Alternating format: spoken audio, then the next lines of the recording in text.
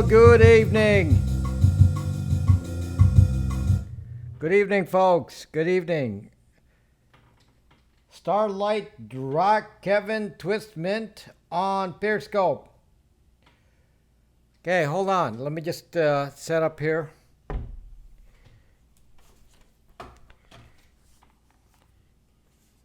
Let me get organized before we start.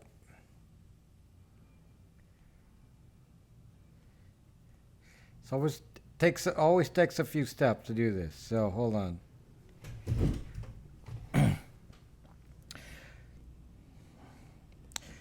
Now, I had some internet problems right before I started.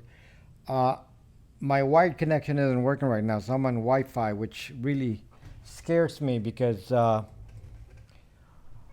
the Wi-Fi shuts down in the middle of the broadcast. So we fool can. So we will see how far it takes us here. Can't guarantee it. I can't debug it now. I just came back from dinner and I come in here and it doesn't work.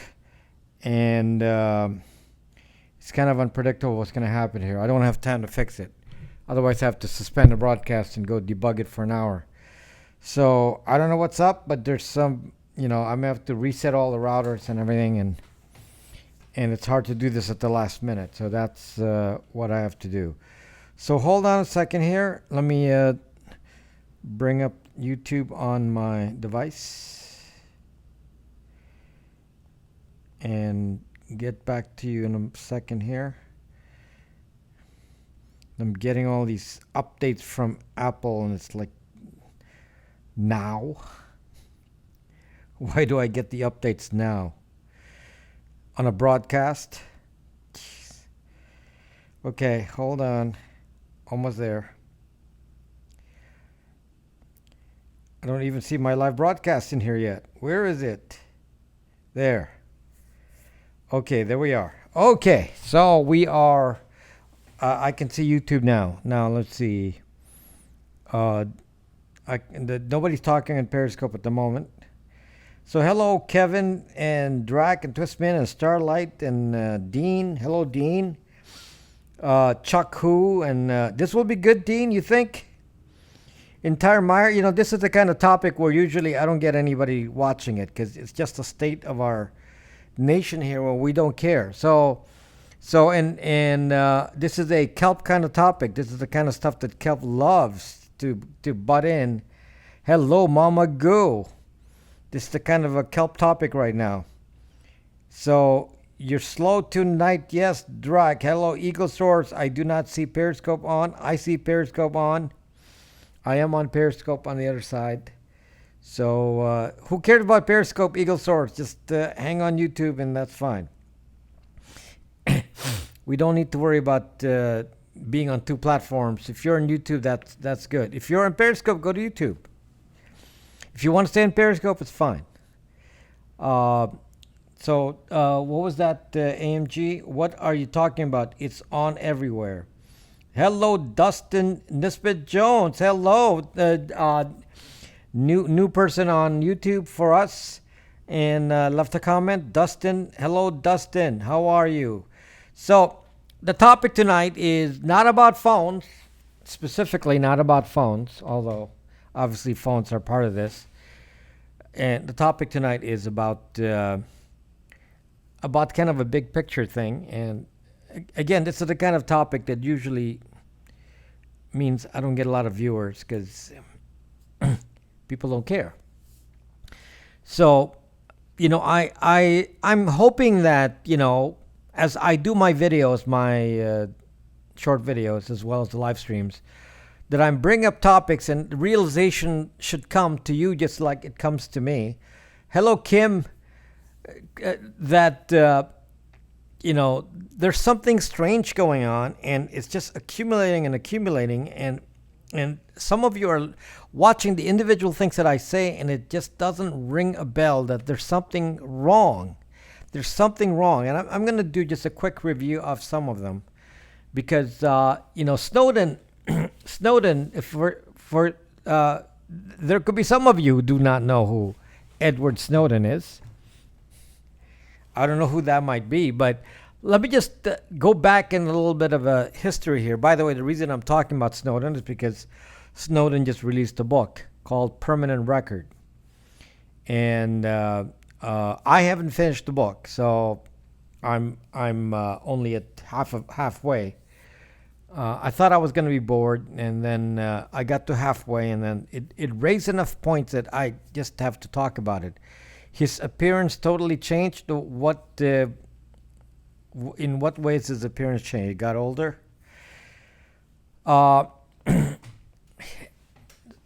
so way back in 2013, Snowden, as you know, was the whistleblower who took the documents showing all the surveillance activities being done by the NSA, the National Zucking Agency, and he fled to Hong Kong where he had these documents about the NSA activities, and then he handed the documents over to journalists, and then he said, "I'm going to give you everything, and everyone in this room, your phones are going to be put inside the microwave so that we don't have any RF in here."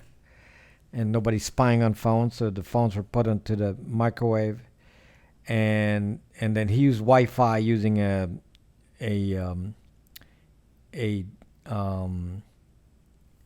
what's the dongle, the so he pointed at he was in a hotel and he stole Wi-Fi from somebody else, and then he released a story, and then when the three-letter agencies were chasing him, then he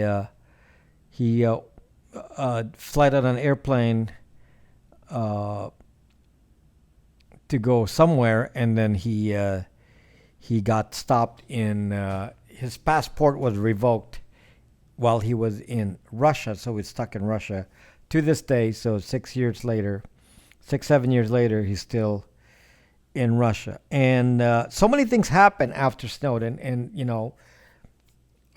I didn't start broadcasting here on the internet until, when did I start here? Was it 2015, I think, when I started broadcasting?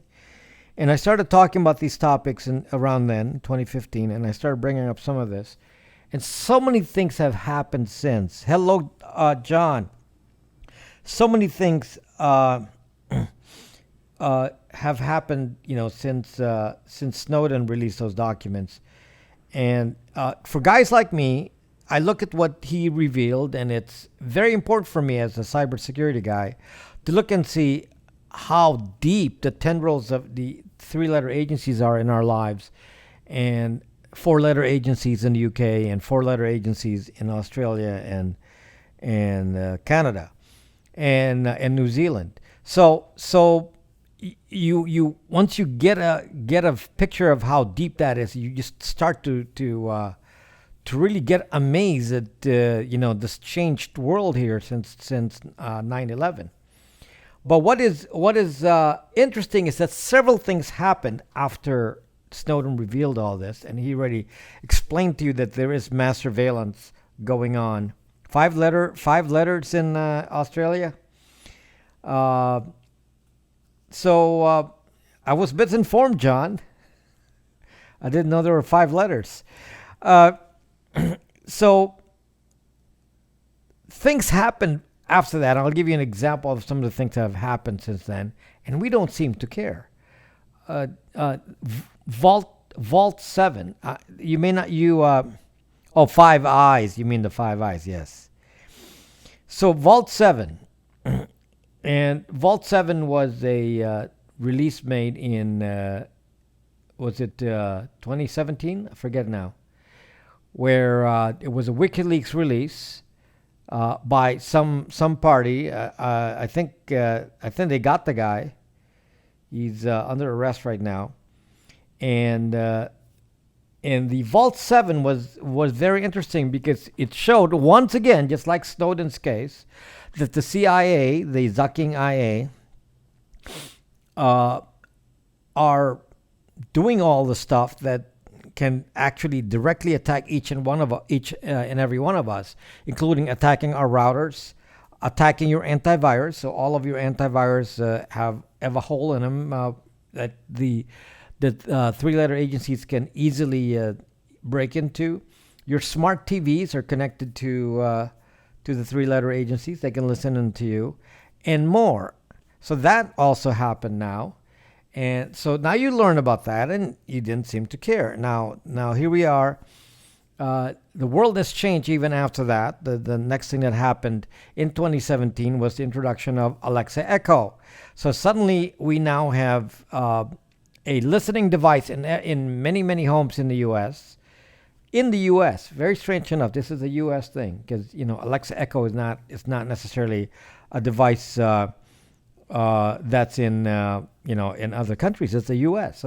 So now we have a device that the three-letter agencies are so happy to have because they have access to whatever it is that they're listening to on whatever you're saying on Alexa Echo, and Alexa has already been a witness to crime and so on. And people refuse to understand that Alexa Echo is in fact recording you. There's no doubt about this. This is not a mystery. Even Amazon has acknowledged this, and it's written in on the terms of use that they are listening, just like they're listening on Siri and Cortana and so on, and we don't care. So we don't care about that. Then more things come into play. And I told you about the problem of Ring. So Ring. Now what the suck is Ring? So some of you have seen ads about Ring, and you say, okay, it sounds like a nice gadget. You don't realize that Ring is owned by Amazon. Amazon bought Ring and then changed the marketing plan of Ring to say that we're going to sell Ring with the help of law enforcement agencies. So now Ring is now part of Amazon, and when they go to any law enforcement agency, they say, please promote Ring, and as part of the contract, if you're promoting Ring, we'll give you access to our face recognition database. This is Amazon now. And we'll give you access to the stuff that's on Ring. So Ring itself is collecting your data and putting it on your on the central database of Amazon, and with free access to law enforcement, which means free access to three-letter agencies, and even as this happens, and we also heard about Facebook and Cambridge Analytica, and the fact that Cambridge Analytica was actually connected to Palantir. The company named Palantir is one of the premier companies that's doing the data analysis, or I call it mercenary data companies, that their job is to make the data offensive. They look at the data they collect and turn to offensive means, including doing pre-crime and surveilling and taking all the databases of everything known about you, including your IRS records, your medical records, your whatever DMV records, combining with data from the internet and combining from social media, and then selling the service to government agencies, federal, as well as financial firms like banks, and selling it to cities like the Los Angeles Police Department. These are nothing I've said to you is a conspiracy theory. These are all facts. These are all well-known facts. They're in the press. You can read them in if you search long and hard, you'll find all of this. Everything I say is in the press. This is well-known, and yet we don't respond to it. And now, what is new? What is new now? The new thing now is, of course, what I told you about SIM jacking. Now, we already know your phones are being attacked by something called Stingray. That governments can go listen in on your phone conversation with Stingray, that they can hack you with something called SS7. Now we find out, and I revealed that to you yesterday, that your devices are under the control of some government agency we don't know about. Likely we know which one it is, but I can't tell you which one because I don't know for sure. One of them, one of the two. and that they're able to take over your phone. And they're able to take over the phone of Wire E3 in here and say, I want to listen into this guy, and do it with something called SIM jacking by sending a secret hidden text or silent text message to your phone and listen in. And it's like, I don't know, where do you end? So now we know, and there's more. I've told you other things like the fact that your Intel computer has a backdoor. The backdoor is called IME, otherwise known as AMT vPro. I've known this for years. I've told you about this here and said to you that there is a backdoor into your computer. And the backdoor is likely within the control of, again, some other government agency, likely a 3-letter agency, and we still don't care. This is just zocked up, people. I don't know what would cause you to get angry and say, what the zock, man? Everything we do. Now, let me just tell you a little bit of some of the stories that, or some of the ideas that, no, you cannot block SIM jacking. There is no way to block it other than turn off your phone. No, there is no solution to SIM jacking. There is no solution to SIM jacking. I want to make it clear. There's nothing to solve SIM jacking other than a switch. So either turn off your phone or have a switch. The only phone that has a switch is the Librem 5. There's no other phone with a switch that you can buy today. Pine phone will be next. Other than that, there's none. The Intel IME is not a flaw. However, they have other flaws in the Intel chips, as you all know. Spectre and so on and so forth. So you got all these little issues with all of these surveillance methods, and the primary method of surveillance is this, combined with the data collection of everything you do on the fucking internet.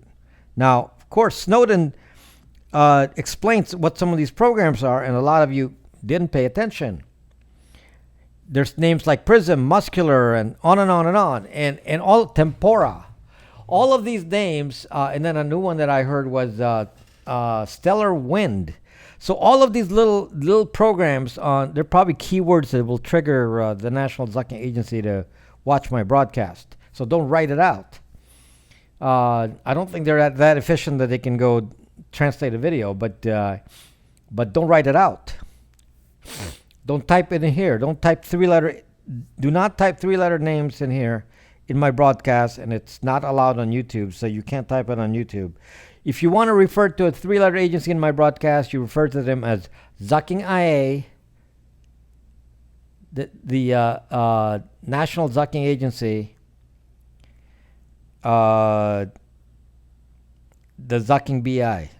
There you go. Refer to it on that, okay? Where on Brax is the Snowden book. Talk to us on Brax and you will see it. You just converse and somebody will point it out to you. Okay, so I did not buy the Snowden book.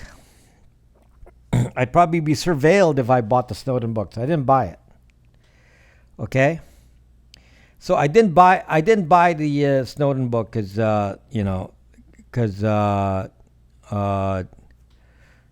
likely they'll go get a record of that. So stay pseudo-anonymous.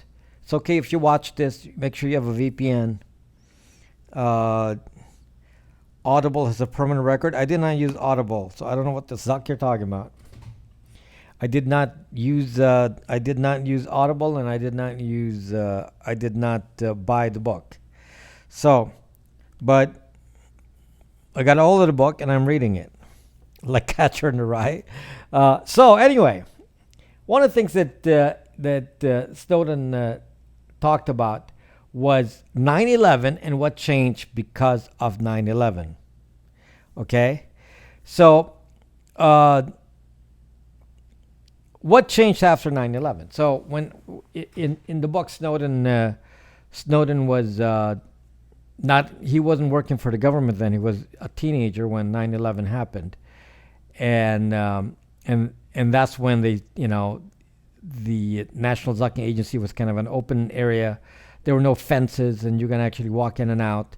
And then when 9/11 happened, they put barbed wire and everything, and they told everyone to go home during 9/11 because they felt like the National Zucking Agency was going to get bombed, and so on. And then the reaction after 9/11 was to shift gears, and some of the switch gears that some of you may not know about. I just want to make sure that you're clear with this. Before 9/11, the National Zucking Agency employed. See, now I forget the number now. At the time, they employed full-time employees that were more than the employees at HP, which was at the time the largest computer company.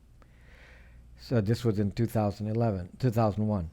So the biggest company back then was in tech was HP, and the National Zucking Agency had more employees than HP. Well, starting with Bush and continuing on with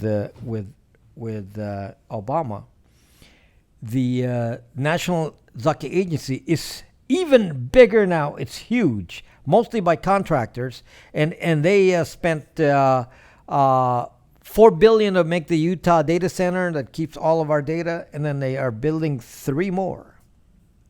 Hello, Michelle. Three more.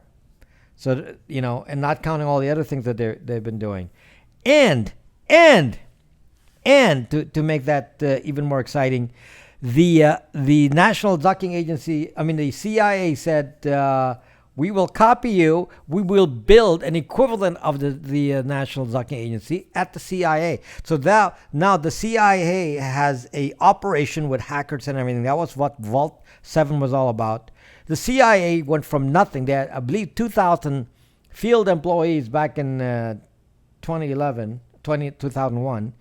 And now they're as big as the National Zucking Agency. So now we have two duplicate systems for surveillance of the world inside the CIA, which is now a duplicate of what's in the NSA, and then they themselves have changed the way that they collect the data, and they have lied to us constantly. And as Snowden has claimed, and some of you may or may not like Snowden because you think he's a criminal, and I seriously disagree, because I certainly do not want to be surveilled, and I believe in something called the Fourth Amendment, which is the right to unreasonable search and seizure, that no one should be surveilled without cause if we're not doing anything criminal. And one of the reasons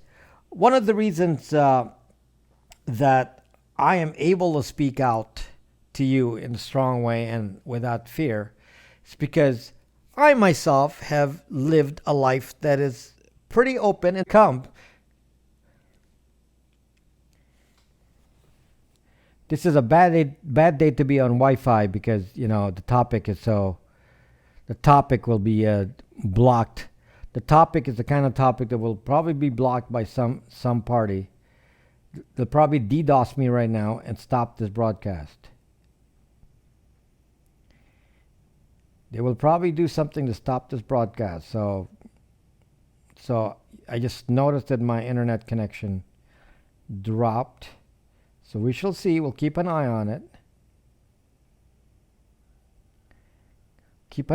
But it's always like that when I talk about this topic or anything like this. Then I start getting some serious interruption in the broadcast. We shall see. But I am not wired right now. I'm on Wi-Fi, so it is kind of iffy here. So I'm not going to blame some external party at the moment, but just be aware that it's possible. Be aware. Okay, let me just read your comments here.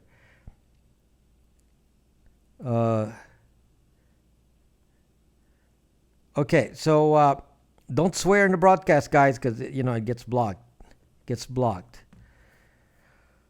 Okay, so are you being DDoSed? I could be DDoSed. Yes, it's all possible.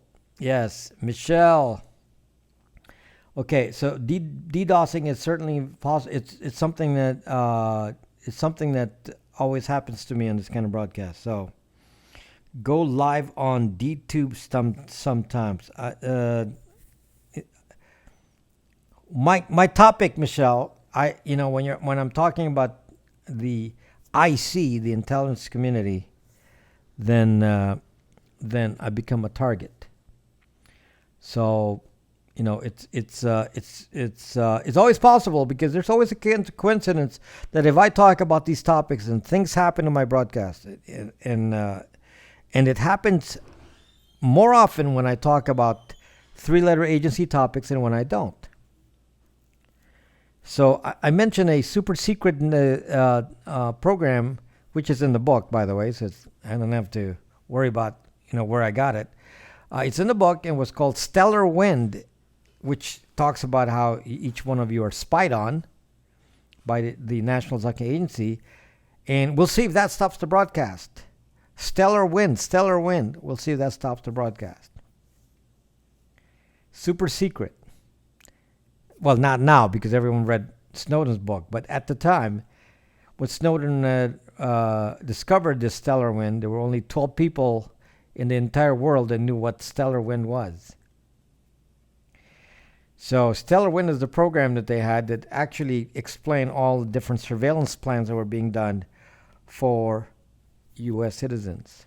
Now, what is very interesting here is that every president that's been since Bush, Obama, and now Trump, every president has gone to office and they're doing this surveillance thing, and none of them, well, Bush obviously instigated it. Bush said, yep, we're going to do this. And then after that, every president after that did more. In fact, during Obama's administration, the CIA was expanded to be the size of the NSA. That was during the Obama administration. So now the NSA and the CIA are now competing entities with similar technologies for attacking each one of us in a cyber world and doing data collection and all that. And that happened during the Obama administration.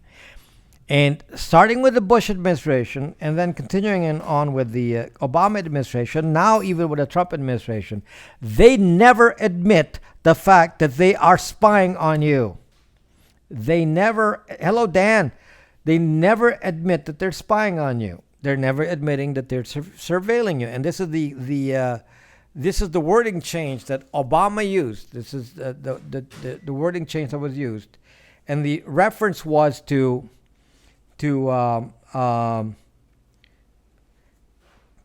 bulk collection of the data versus the words they used was obtaining and acquiring data. So they actually played around with the wording here. So they say we do not acquire your specific data.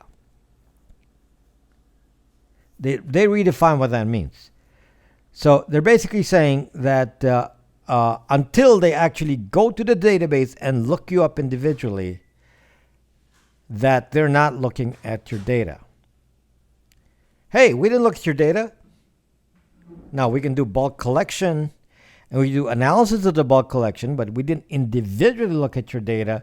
Therefore, we are not doing mass surveillance. We're not surveilling you because we're not looking at individual data unless you give reason to be a suspect. Now, what does Zucking lie? What is the Zucking lie? Because they're actually collecting everything about you. They're collecting everything about you on social media. As Snowden himself got asked in a question, if you send an email with a pic of your junk, does the National Zucking Agency have a copy of that picture of your junk? And the answer is yes. Snowden said yes, they do. So whatever you do on the internet, you do texting and you exchange, photos and things. If you're operating in your typical non-encrypted environment, then the National Zucking Agency and the Zucking IA has a copy of all of those photos and all of those texts and all of those conversations that you have. And for most of you, it's like, don't care. I have nothing to hide. My goodness, people.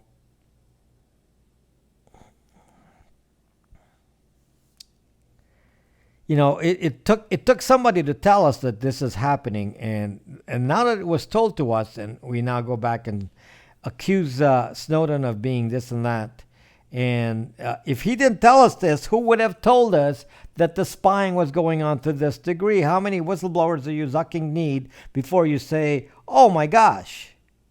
So not only that, we're not only being surveilled. We're not only being surveilled by our governments, we're also being surveilled by private enterprise, such as Facebook, Google, Amazon, and so on, Palantir. And what we forget is that these companies, Dell especially, these companies that sell you your computers are also contractors for the federal government and contractors for the NSA and the CIA. And one of the biggest contractors for all of these is Amazon. You may not know that the Amazon cloud runs a lot of the stuff that's done by the intelligence agency. It's done by the Amazon cloud, AWS, and they have a certain division now for the IC version of the Amazon cloud. They are the billions, this Bezos is so rich. Bezos is so rich, and you don't even understand where some of that money comes from. Some of that is being funded by our own sucking taxes to surveil us. And now Amazon is saying, "Hey, we'll offer you the photos and facial recognition available from Ring products that we sell to people who buy these cameras, thinking that they're good for their own personal security. And in fact, if you put a Ring in your house, you're actually decreasing your security and increasing surveillance." That's why I made my own camera, because I don't want to do any zucking Ring. We're not going to do any zucking Ring. You use a camera that is not controlled by Amazon. This is the kind of craziness we have, and our reaction is we don't care. It's not a big deal. I feel so helpless. Just telling you yesterday about SIM jacking. SIM jacking is makes me helpless, because some of you are asking, how do we protect ourselves from SIM jacking? Well, what you didn't recall is I told you who actually can SIM jack. Can a Russian hacker do SIM jacking? As it turns out, SIM jacking is a government capability. SIM jacking is a government capability done by the government and a contractor. So again, here we are. We have this pair of the government and one of the big companies in tech now formulating the plan for SIM jacking, and SIM jacking is able to attack your phone, and you have no defense on it. Neither would you know that they did it. There is actually no signal on the phone that you're being SIM jacked. Nothing. There's no indicator in here.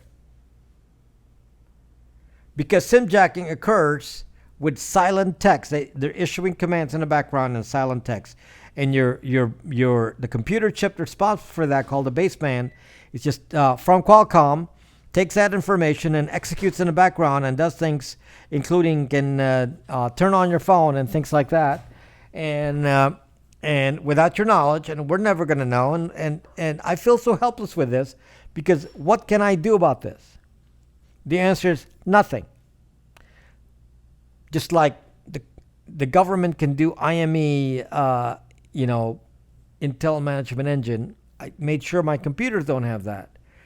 This is why, you have to be vigilant about the kind of data you put on the internet, because you don't want anyone to collect this. I'll give you a little story today. So a friend of ours, her kid just started high school. And when the kid, hello Twitty, when the kid started high school, this teenage boy started high school, they basically encouraged him to do Snapchat. Okay, so, because, we want you to have a social life, so go use Snapchat. So this kid now goes on Snapchat and starts typing on there. Well, I hate school. I hate this school. I hate what I'm doing in this church. And starts doing all these things and these kinds of posts on Snapchat. And this kid, like most parents, think there's no consequence to this. Yet, whatever this kid posted on Snapchat is now a permanent record, just like Snowden would call the book permanent record. It is now your permanent record. Everything you do on the internet, because of all the surveillance, is now a permanent record. So if you're not going to say positive things on the internet, you better not say them at all, because otherwise that will now be used against you. Can you imagine an employer looking at that years later and say, look at your attitude here. You have a bad attitude. Look at all your posting on Snapchat.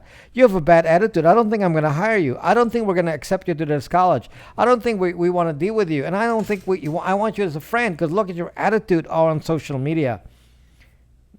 That you're posting stuff that you can never, ever delete. And by the way, that goes to the National Zaki Agency database.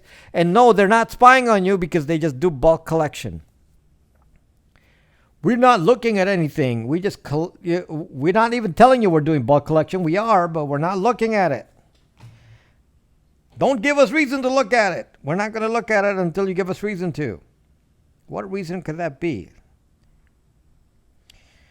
So can you imagine what I'm talking about here? That we don't realize that it's more serious than saying that you post on Snapchat and Snapchat keeps it forever. It's worse than that, because now not just Snapchat, but all these other entities like governments are storing all this. This is just an incident in a movie that in a TV show that I saw relating to the UK. And the TV show was called Bodyguard. It was awesome show, TV series. It was called Bodyguard. And it was about this, police bodyguard, that was a bodyguard to a minister, to one of the ministers in the UK government. So that was what the show was all about. And anyway, stuff happens. And then they interview the police guy, the main character, and said, "You visited this website. Why? Why did you go look at this website? Why did you go over here?" Because they can track his locations and what websites he visited. And we accept this as being, normal, that our government can track everywhere we've gone and what we've done and all that, and because we say we have nothing to hide. You have facts if you've never dealt with lawyers, I'm going to tell you something about lawyers. You put out any kind of fact out there, they will twist it around and make it seem like you did some sort of crime. This is why the law for the Fourth Amendment makes it difficult for the police to do just warrantless surveillance and warrantless collection of evidence, because they want to make sure that it is not abused. Because we are subject to abuse by a strong power, such as a government. We are subject to abuse by strong power. And one of the protections we got from the Constitution was to make it difficult for some individual entity, like a police officer, to conduct any kind of abuse, because he has to go to the judge and get a warrant and explain himself. And this is part of what is the Fourth Amendment. And yet we have willingly given that up. We have willingly given that up, because we are saying now that they can collect all the data they want. And by the way, the data is just metadata, so it doesn't really count. There are no laws against metadata. So we can collect all the metadata we want, and you don't have a right to anything, and we can find some crime to fit that, or maybe blackmail you into something, and we can even use SIM jacking to make you send texts out to some criminal, And so we can show you that, hey, you were texting this criminal, so you must know this criminal. And I can, flood your data with locations that were not non-existent, or maybe you drove by someplace and you're right, John. Not every country has these kinds of amendments or protections. Well, obviously, it's not an amendment in any other country. This is specifically a U.S. thing, the Fourth Amendment. And many countries, of course, that do not offer any kind of protection for individuals, such as in China. But we actually think China is bad, and we've kind of lose track of the fact that the U.S. is worse. We just believe this is what we hear in the press, and then that we really don't have anything to worry about. It's not that bad. It's not that serious. There's no change in our lives because we got other issues to worry about, which is that we have to go out and protest about climate change, because that's the big issue. We do not have to worry about something called freedom. Who cares about being in a dictatorship and a police state as long as we are worried about climate change, because the government says you should worry about climate change. You don't have to worry about anything else. Government dictates the issue to you. The government dictates that you should all be vegans. And you have no choice. You have to be vegans because the government says so. Of course, there's no expunging these records, Twitty. So this is the kind of thing that just boggles the mind, that I tell you every day about how to protect yourself and how to stop this kind of data collection. And we have to fight back, and our answer is we don't care, and this generation doesn't care. And we have all these phones that are constantly spying on us, and we don't care.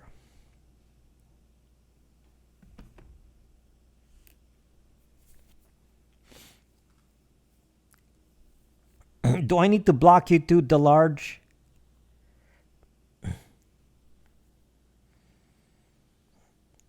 Just not interested in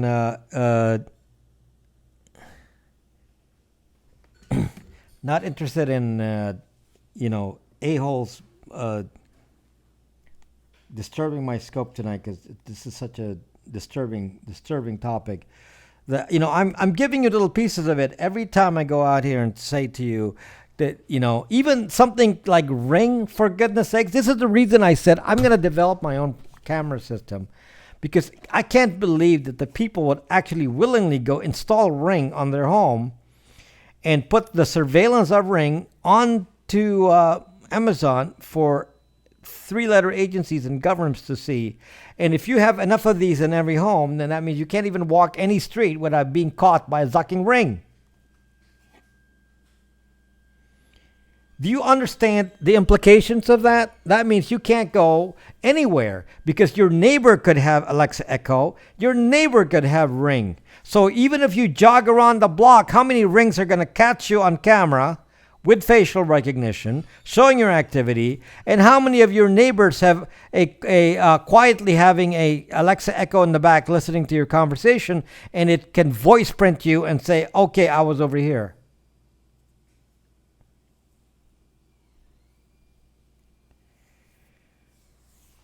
This is just amazing. And, and the society looks at this as like, oh, this is fun tech, We got to have all this fun technology. My brother came to my house and, was boasting that he had 2 Rings. 2!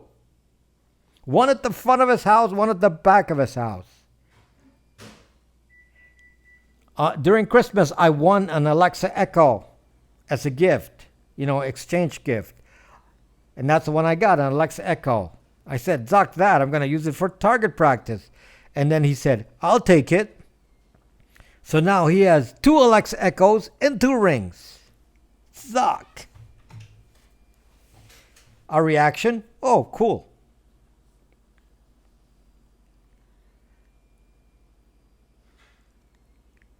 This is not A1. This is not a liberal or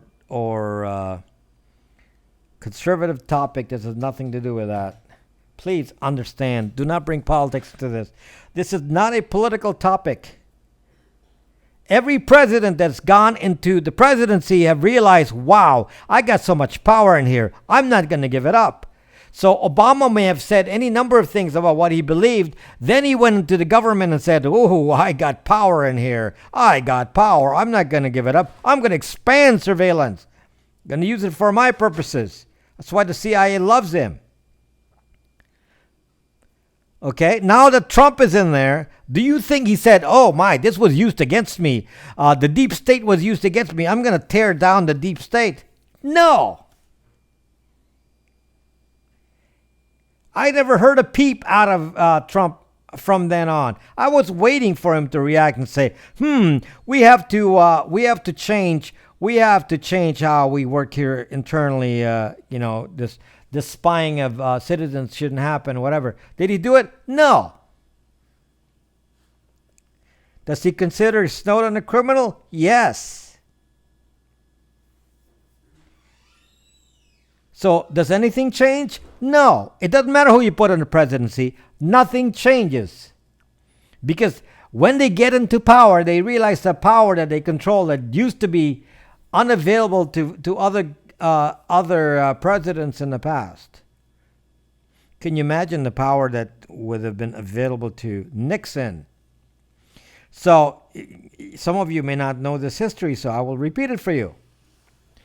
During the Nixon administration, Nixon said, I need to identify all the gay people.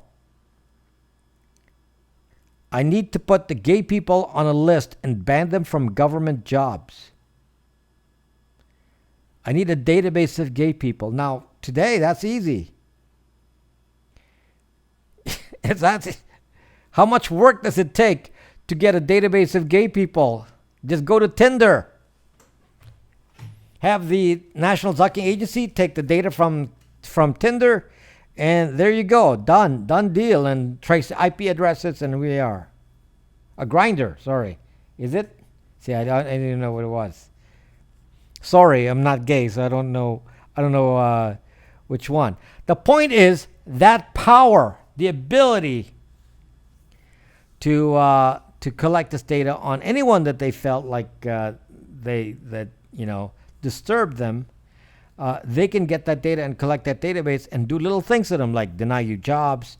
And it's so subtle you don't even realize it. Why am I not getting a job? I try to work for the government and I can't get a job. And why not? And you don't know that there's some subtle thing happening in the background. Who knows? Maybe it's happening to me now. Maybe that's why I don't make any money. Maybe somebody's working against me. I don't know. The point is to give somebody such power is incredible. Now some of you, like Kelp, Kelp isn't here, so I was hoping Kelp was here so I can show you this. That's for Kelp.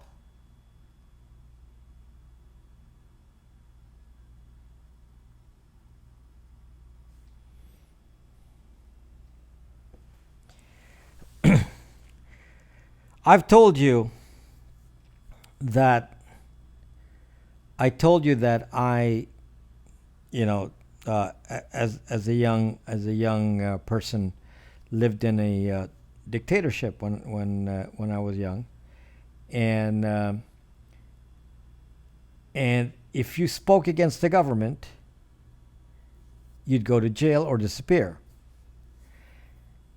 And the only positive thing I can say about that time is that there was no internet, and you talk in a hush-hush way. You don't talk to strangers about your political beliefs, and you don't even want to talk to your friends about it. So everyone didn't state.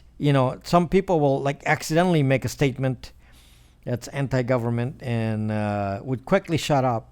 And I mean, if you ever saw this environment, you wouldn't understand the kind of fear that you have in an environment where you could be stopped on the street just for looking at the policemen funny.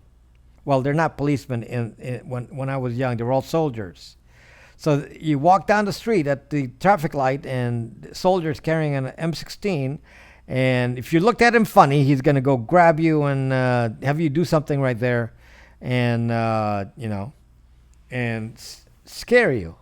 And if you've never lived in this environment, if you'd never lived in this environment, you would not have understood the fact that you do not want this kind of power on any kind of dictator. Well, can you imagine having this kind of power, knowing what everybody thought about any topic, which is now existing for us? The government now knows about what each one of you think. Maybe not me, but for the rest of you, they know what you think and what you do and what your ideas are and what your faults are and what little bad thing you did. Did you inhale? Did you not inhale? Did you, take some drugs that you're not supposed to take when you were young? Did you drink before you were legally able to? Some of those little things that seem so minor, but as a collection, it can be used against you by saying, "Look at how dishonest this person is." Like that, that case where was it some senator that, or no, somebody was being considered for a position in Trump's cabinet, and that person had a fake ID before he was 21. Things like that are now going to be big things because somebody has an actual record of this.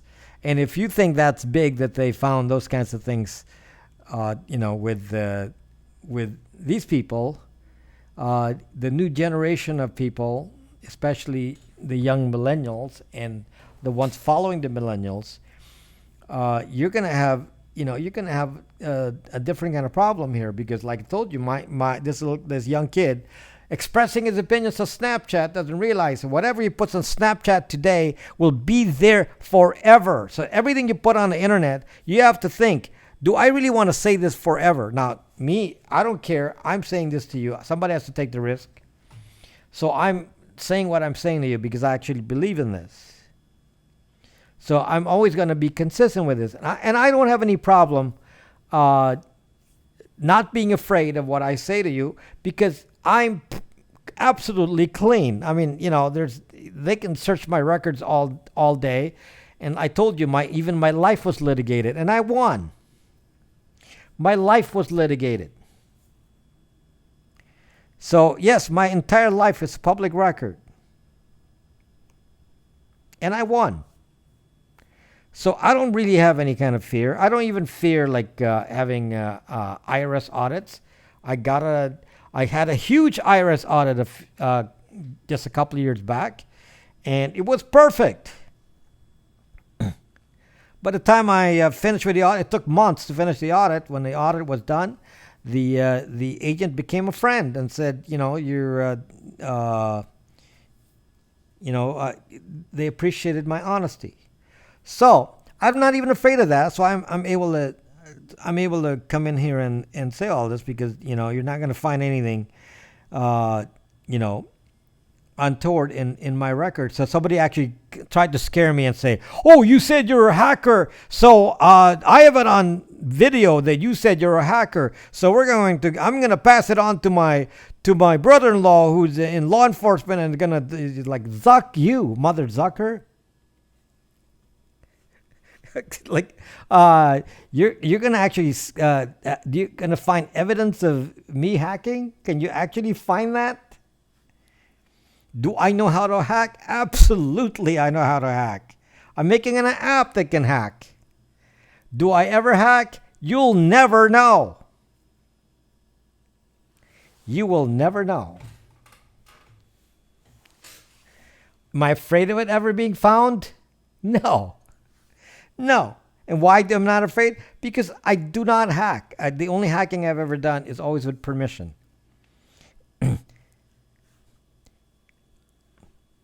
So the qualification is that I'm very, very careful about that.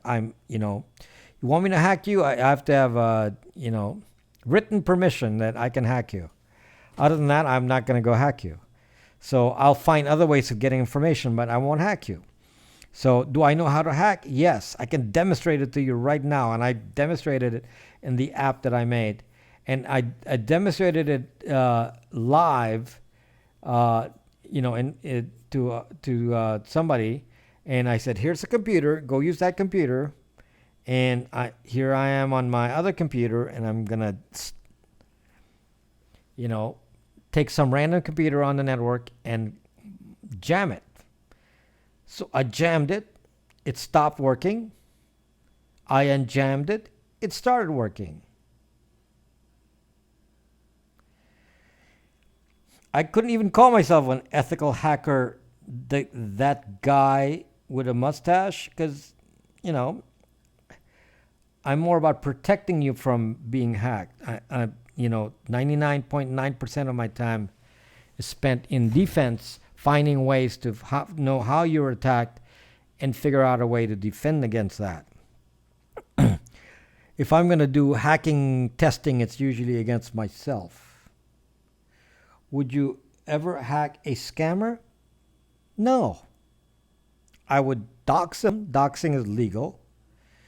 No, I'm not going to go. Tech model railroad club can be called a hacker too. It can be called anything. Can you do the hack even if we have Bytes VPN enabled? Rust, my hack that I showed in that app is only a LAN attack. Yes, I can hack anyone on the LAN regardless of a VPN. However, I can't read what you're doing if you have a VPN. So that kind of raises the question. It's a very, very important point that Russ made, which is actually important to this topic. Because I want to know that we have to think about defense. How do we protect these parties from taking our data? How do we protect ourselves that we are not part of the surveillance culture? How do we tell them that, hey, we are not going to go join your little thing in there and not participate in your illegal activity, Mr. Government. We believe in the Constitution. We want to fight back. I'm going to tell you a few things about fighting back. And for example, I got this little device. This is a Wi-Fi VPN and Tor router. Now, I want to mention this specifically because it's so interesting. So this is a VPN and Tor router. So you put this as a Wi-Fi in your house. And if you use this as your Wi-Fi, then automatically everything you do will be VPN or Tor, depending on how you configure. You can configure it to be a VPN or Tor. Now, this was very interesting, guys, because as it turns out, Snowden himself was assigned to the CIA in Geneva. So he was assigned to be the tech guy in Geneva. And so the case officers were telling him to, research people on that they were trying to turn, and Snowden couldn't even do research for the CIA relating to a target because he was worried about the fact that the foreign agencies, including other governments, would know what he was searching for from a CIA office. So even Snowden was concerned about IP address, the fact that many parties, including, every government, especially the U.S. government, but any government, is collecting data on all the traffic that goes out in the world on an IP address and collecting that and saying, okay, such and such a query was emitted from this particular location. And in today's world, an IP address will connect to your exact house. So given that situation, do you know what he actually used back then? This is Snowden working for the CIA. And you know what he used in the CIA? Tor. Snowden used Tor, the Tor network. Tor. You worried about your privacy and what's coming out of your computer? Tor. This is a VPN router with Tor. So you can switch. Use Tor, use VPN. You have a choice. If you use the Tor side, is free. VPN needs a subscription, but you can use this as a Tor. And then you connect to this, and you're automatically on Tor. And whatever you do, no one's going to know what it is that you're doing. So Tor is essential even to the CIA.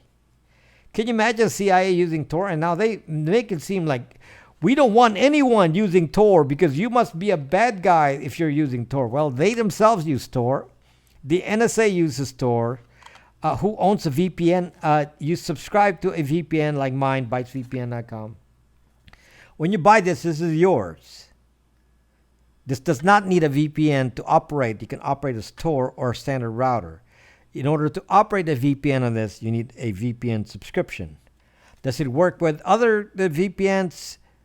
Yes, but I don't document it. So use my VPN, which is better because it has ad blocking as well. Ad blocking, and it also obfuscates the IP address. So mine is the better VPN than all of these other ones. So if you're going to use this, we pre-configured this already with VPN. So you have all the data. We're supposed to trust you. Don't trust me. I am me.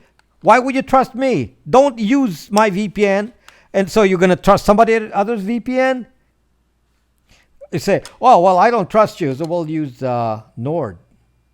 Okay, it's up to you. I don't really fucking care. But the Tor part, obviously, there's no data. There is no data on any VPN. Well, then don't use a VPN. Are you using a VPN now? You must be trusting somebody if you're using a Zucking VPN. Then you should stick to Tor. Nobody's telling you to trust anyone. It's up to you. Make a decision. I don't trust anybody, then use Tor. This is end-to-end on Tor. If you put this in your house, end-to-end from you to Tor, there's nothing in between. I am not in the middle of this. If you have this physical device, there's nothing in the middle. My VPN cuts my bandwidth in half. Well, obviously a VPN isn't going to work at top speed. That's what you're going through another network. But good VPNs are very, very fast, depending on the location and how close the server is to you. I'm trusting Facebook. Yeah, it's funny. It's funny. Oh, I can't trust you. You're collecting my data, so I'll use Facebook instead because, you know.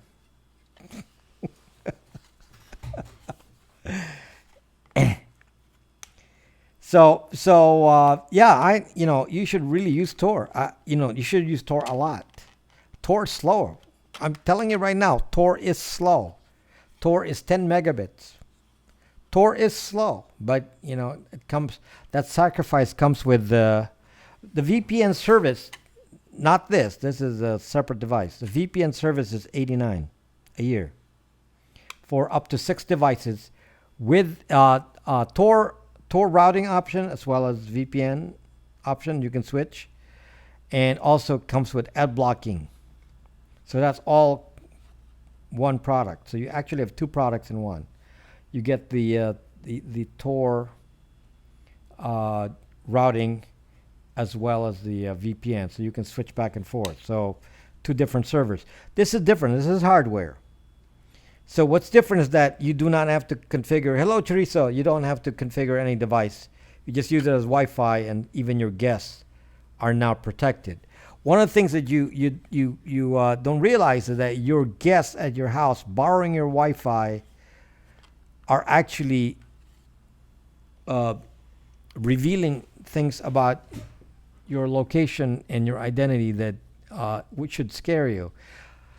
My sister would come to my house, and I'm always worried about my sister coming to my house because my sister is very fond of Facebook and Instagram. She's totally enamored with Zuck. Okay, and she laughs at all my efforts to convince people to leave Zuckbook because, well, my friends are on Zuckbook, so I'm gonna stay on Facebook. She doesn't call it Zuckbook, even though I call it Zuckbook day in, day out. And I said, You're zucked up. So she comes to my house and then, can I borrow your Wi-Fi? So she stays with me for several weeks, and she was going to borrow my Wi-Fi, and you can imagine the fear in my mind what's going to happen with that. My raw IP address will be emitted with everything she does with my raw IP address. She's going to take pictures of me and the family, post it on Facebook with my pictures with metadata on the location in the pictures with my IP address. So now they have a match, location, IP address, my photo. This is 149. Put into to the Facebook database. Well, I didn't want to let that happen. So what I did was, before she came in, I make this, so I had this ready for her. I said, this is the login to the network. So I gave her the Wi-Fi login to this. So she could do everything she wants. She's on a VPN. I don't have to, she doesn't know she's on a VPN. She's always on a VPN. So the only way she can access the network is through the VPN. I was like, zuck you, Facebook, got you there. So that's the way you solve the problem, because the problem is it's so easy to get data on you just from your guests. Like I said, very simple thing. Somebody takes, you have a Thanksgiving party at your house, and this coming year, once again, my family will be here, and many, many people, members of my family, will be in the house, and they will be all on their zucking phones, especially all the young millennials will be on their zucking phones all day, and then they're going to be taking group pictures and say, let's all take pictures, and then, of course, their locations are on, tracking location of my house. Then they do the pictures, which is now doing facial recognition on Zuckbook. Then it's connected to my phone number because they have me on their contact list, which they have uploaded to Facebook, now matched to an IP address, now matched to a location. Then they sell that zucking data, and anyone that ever sees my email address now knows where I live. Okay? Very disturbing to me, because if you understand how that kind of data is collected, you're going to say, Zuck, I better protect myself. So you have to protect yourself from all this, because that data will eventually land in three-letter agencies: Apple, Facebook, Google, Amazon, Snapchat. They will all have all that data, and they will all sell it. How can you protect your phone? Get a Librem 5. Except you won't get delivery of it till next summer, but the Librem 5 is the only way you can protect your phone today. Other than that, use a older phone, such as a BlackBerry from 2011, like a BlackBerry Bold 9900. I think there's going to be a run. I think I caused a run on BlackBerry Bold 9900. It's probably going to be more difficult to find one now because I've been talking about it. Thousands and thousands of people have seen my video, and on the BlackBerry Bold 9900. And the one I got, my BlackBerry Bold 9900, which I paid $35 for, looked pretty brand new. Still in plastic. Looked brand new. Original box. Was still wrapped in plastic. And I paid $35. So they claim it's used, but $35. Bruce Lee, hello. So that's one of the ways. And then it doesn't protect you completely, though, because they can still SIM jack you. So yeah, you need to start thinking about what I'm talking about. And there's many, many things that I talk about in many of my videos, including engaging in pseudo-anonymity on the internet. For example, this kid, I told you, let me repeat my story. This kid who started high school, yes, John, yes, governments can do that, John, yes. Probably the Five Eyes can do it.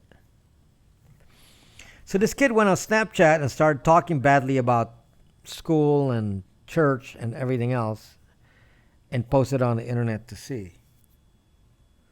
And you know what? I am not telling you not to go to the internet and express your opinion. I'm not telling you that. But why can't this Zucking kid just go on the Zucking internet with a pseudo anonymous identity? Why does he have to go on there and say, I'm John Smith and this is my opinion and I'm a little kid, but I don't really care. Well, he's not a little kid. He's a, big, tall kid, but, he's a kid. He's 15 and he goes on the Zucking internet and it would have been more palatable if he went to the internet and not use his real name. Simple.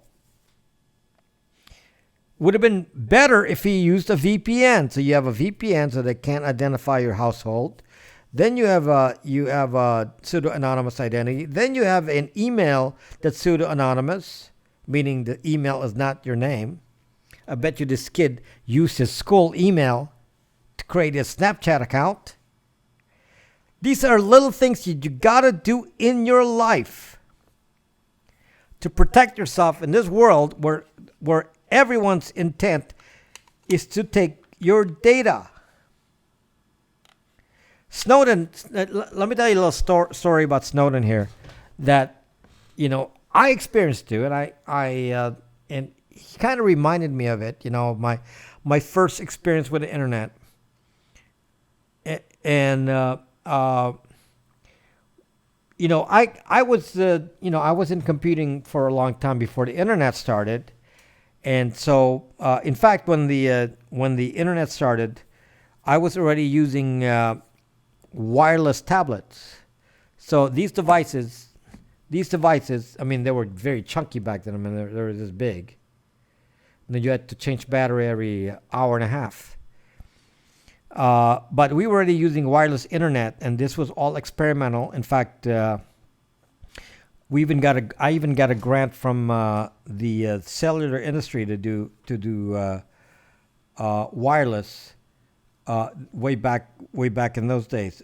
This technology was at the time so new that Bill Gates actually demonstrated my product in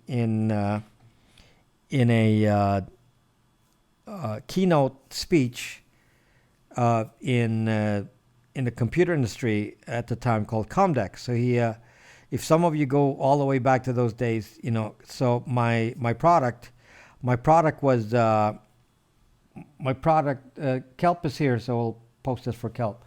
So my product was shown by Bill Gates during that time. And it was already using wireless. It was using internet and so on. So what is interesting is how the internet was in the beginning, and the fact that the internet was so free.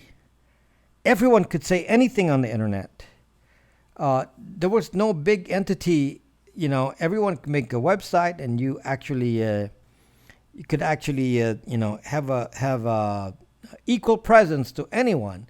Whatever you said is equal to whatever even the government says or any news organization. You could say anything on a website on the internet, and whatever you said was equal in power.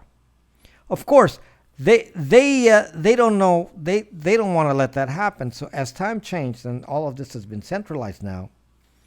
So everything has been centralized over the years, and today, all of our information and all of the opinions even, and what we're seeing, is all centralized in a few areas like Facebook, Twitter, Google.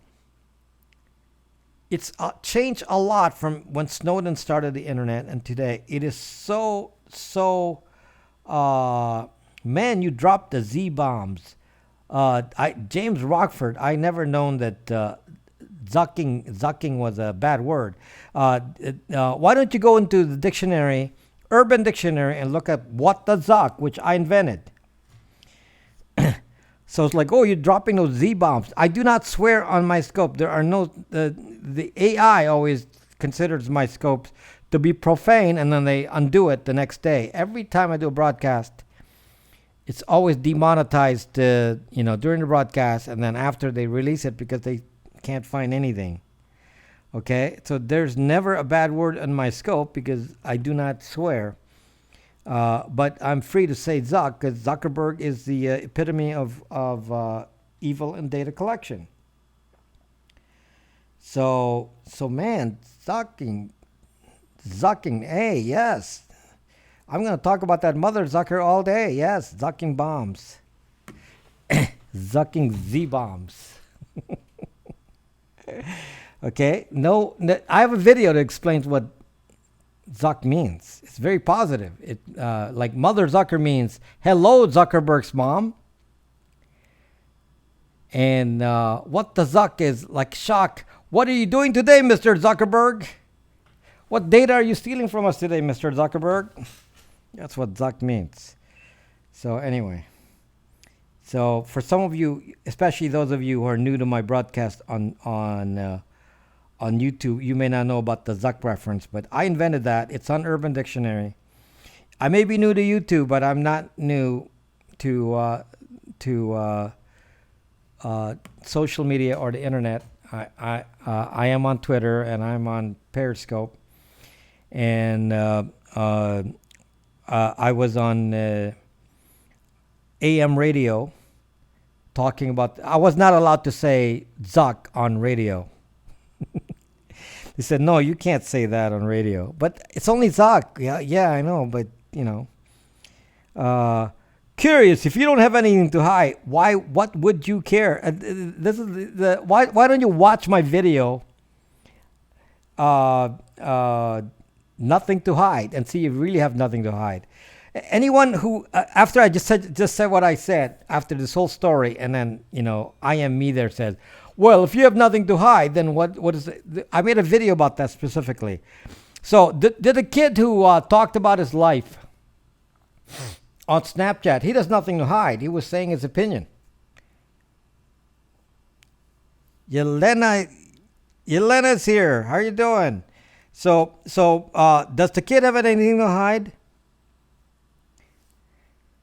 The kid goes to Snapchat and talks about I hate the school. I hate this.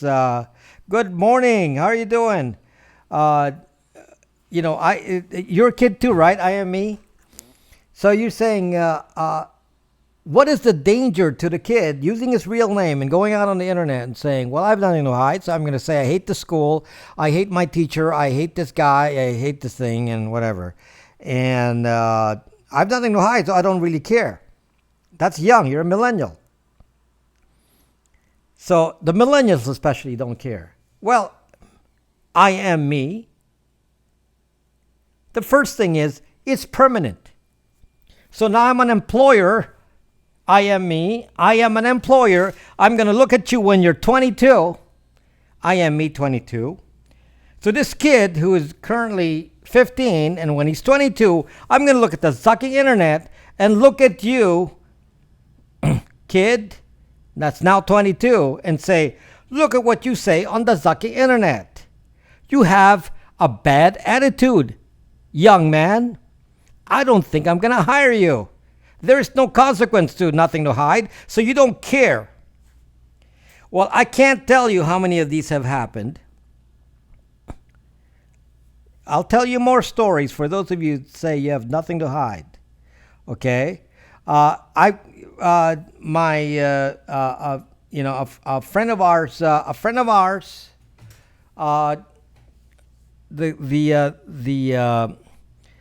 this is a family, a very religious family actually, and the daughter was in college and claimed that she was raped. Okay, claimed that she was raped, and the school didn't want to get involved with it because it was not something that they could determine was rape or not, so they kind of pulled back and didn't want to get involved. So anyway, the father decided to litigate the rape question on Facebook. So the father now went on Facebook and started talking about the rape incident supposedly. on Facebook.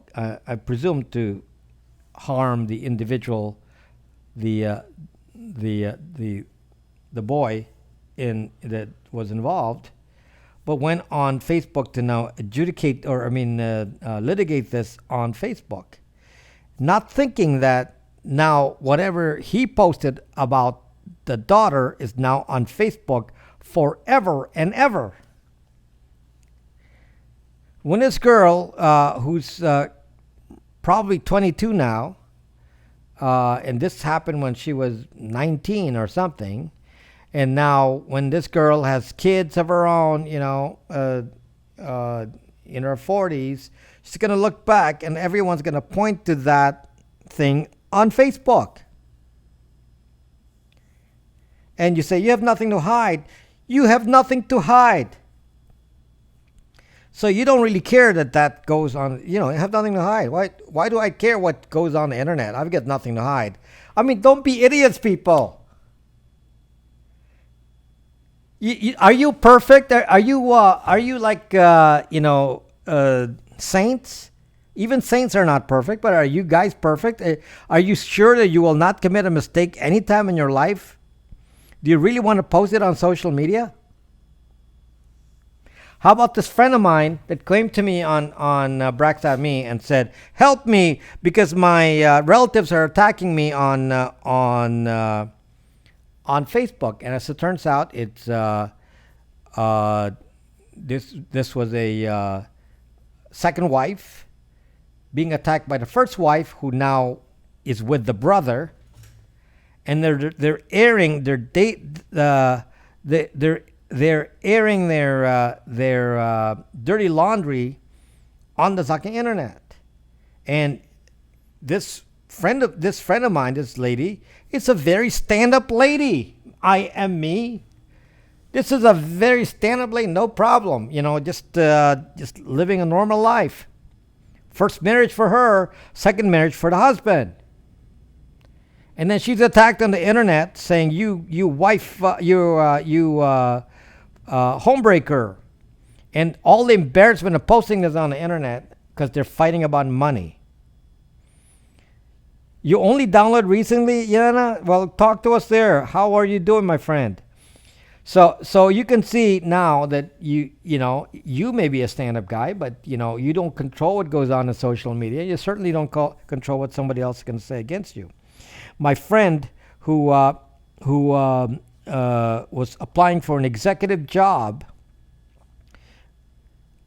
at a financial firm went to the interview and was shocked when they actually presented her with her social media record, which wasn't much because she's not on social media. She's not on Facebook. And you know what they attacked her with? The post of her kids. Her kids on social media.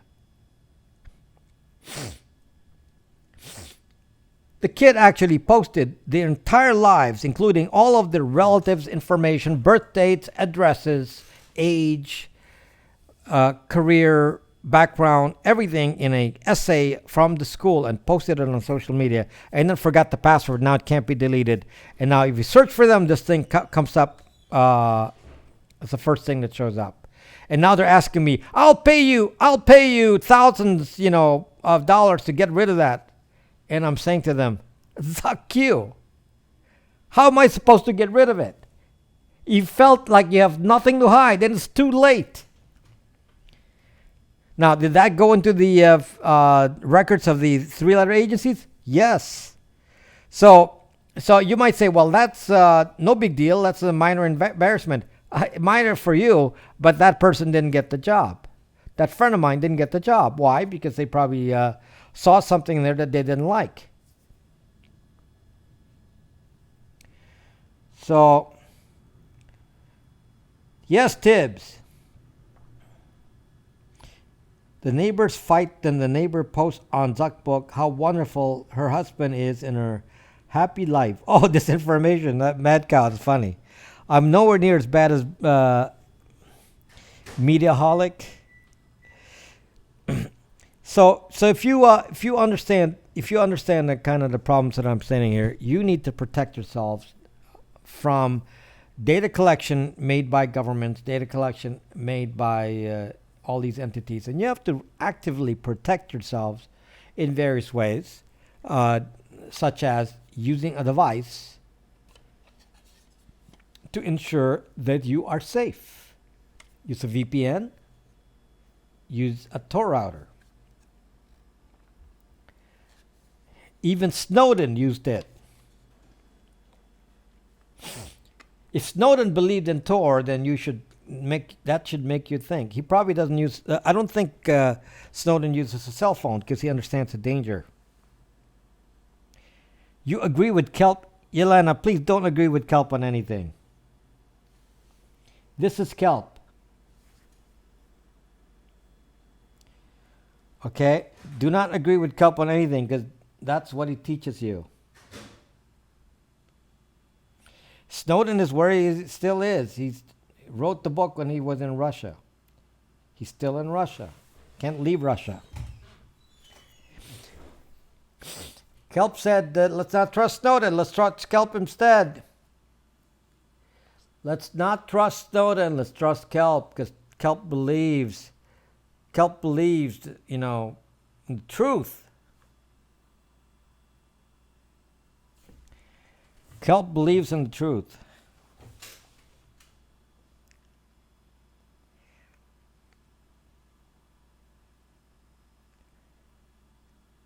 That, by the way, is made by one of our viewers, Kelp. That picture was sent to me by one of the viewers who just listens to you. Okay? So, Kelp, that's a response from one of the viewers here who made that graphic for you. FYI. I didn't make the graphic. The graphic was made for you. What's the inside joke with Kelp? Because Kelp is always the opposite. He has nothing to hide. One of you viewers that you support, don't shirk your connection. Well, I hope that every viewer supports me, yes.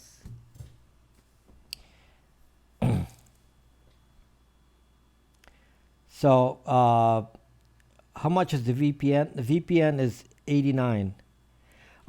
The products that I'm talking about are on rob.brax.me.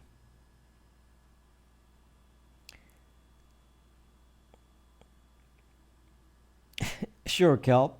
What else are you going to say? Sometimes your arguments do not make any sense, and that's an example of your argument not making any sense.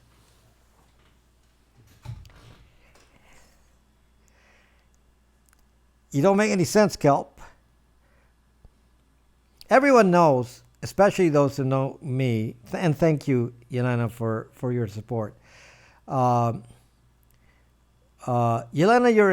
you're in Serbia or Croatia, I forget. Don't get mad at me for my mistake. Serbia, right?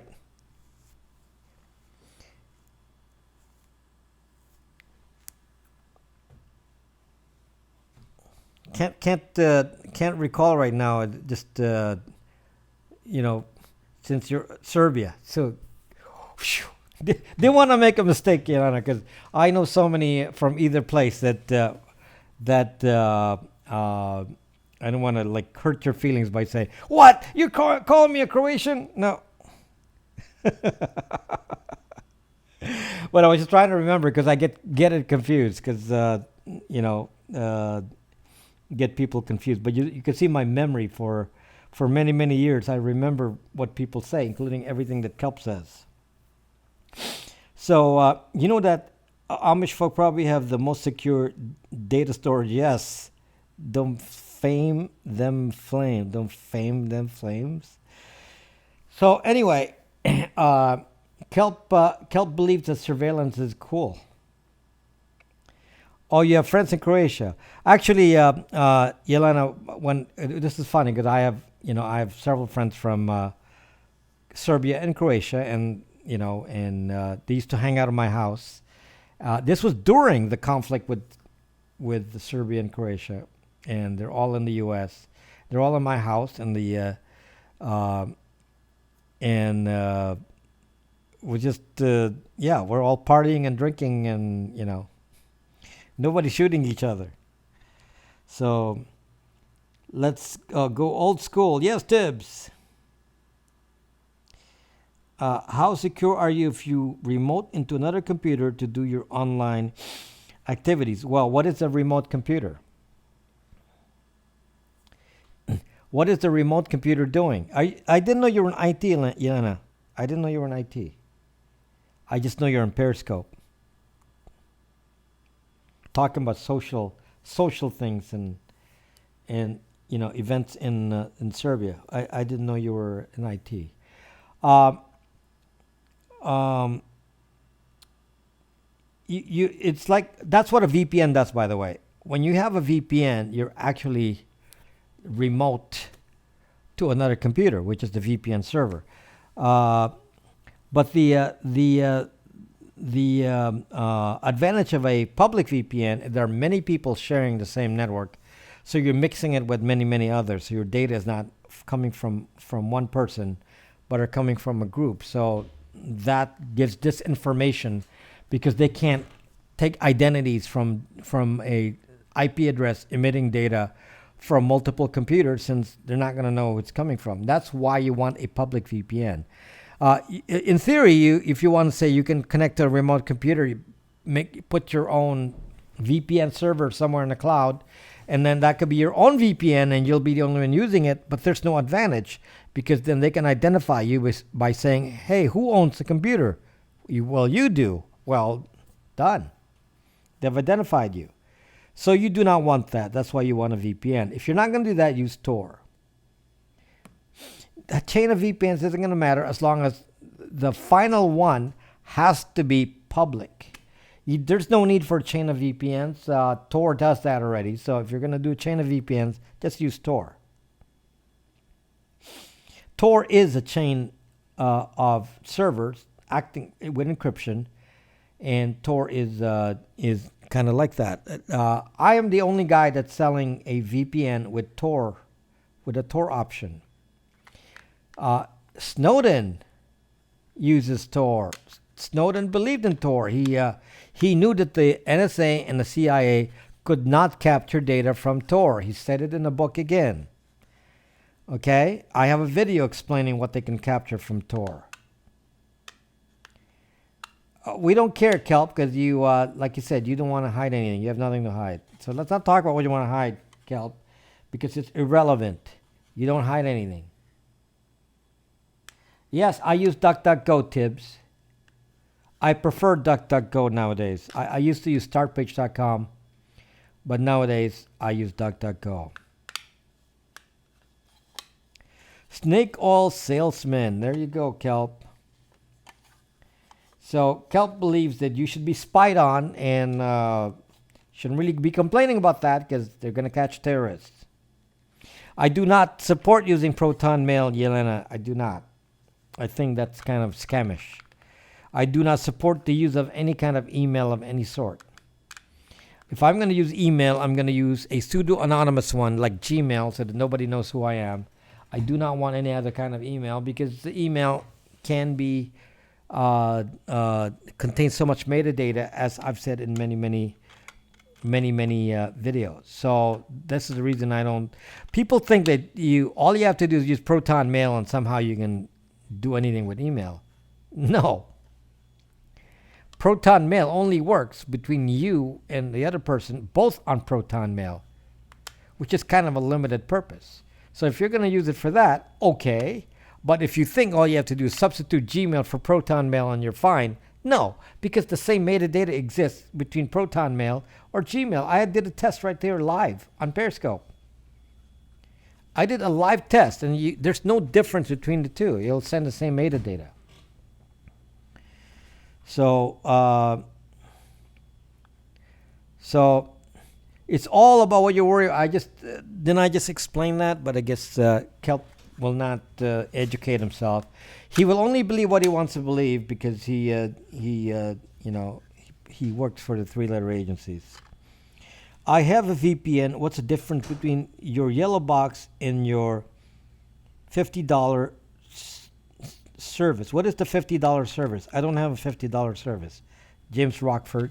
This is a hardware connection to the VPN.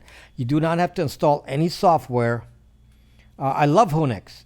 I'll tell you why this is a substitute to Unix. So I'll answer two questions. I'll answer two questions at once here. Okay. One is why is this important, and why do you want to use Unix, or cubes, or tails? So tails, Unix, and cubes operate from the same principle. You work from your computer, then it routes all the traffic. That's called SOCKS 5, meaning all the traffic from the computer and all ports, from DNS to email to FTP to whatever it is you're doing. It routes everything to the network through one spot, and it only routes it through Tor. That is what is done by Unix, by cubes, and by tails. The problem is those are so difficult to zucking use, so zucking difficult to install, very slow, and does not really work with your existing system. So if you have an existing computer, you're not going to be able to easily use that with the same kind of capability as you think with cubes and so on. So what I did was say, since it's so difficult to install, is there a way to do it, emulate what you can do with cubes and tails and Unix by hardware? So this is exactly what that is. All of your traffic routes here. You do not have to change anything on your computer. Your computer will go to the network like normal and go here, Wi-Fi. This is Wi-Fi. You go in here, Wi-Fi, and then this channels your output back to Tor or VPN. And then you don't have to think about it. Nobody in your house has to think about it. They're all on the VPN or on Tor without you having to think about it. All you had to do was select the Wi-Fi. That's why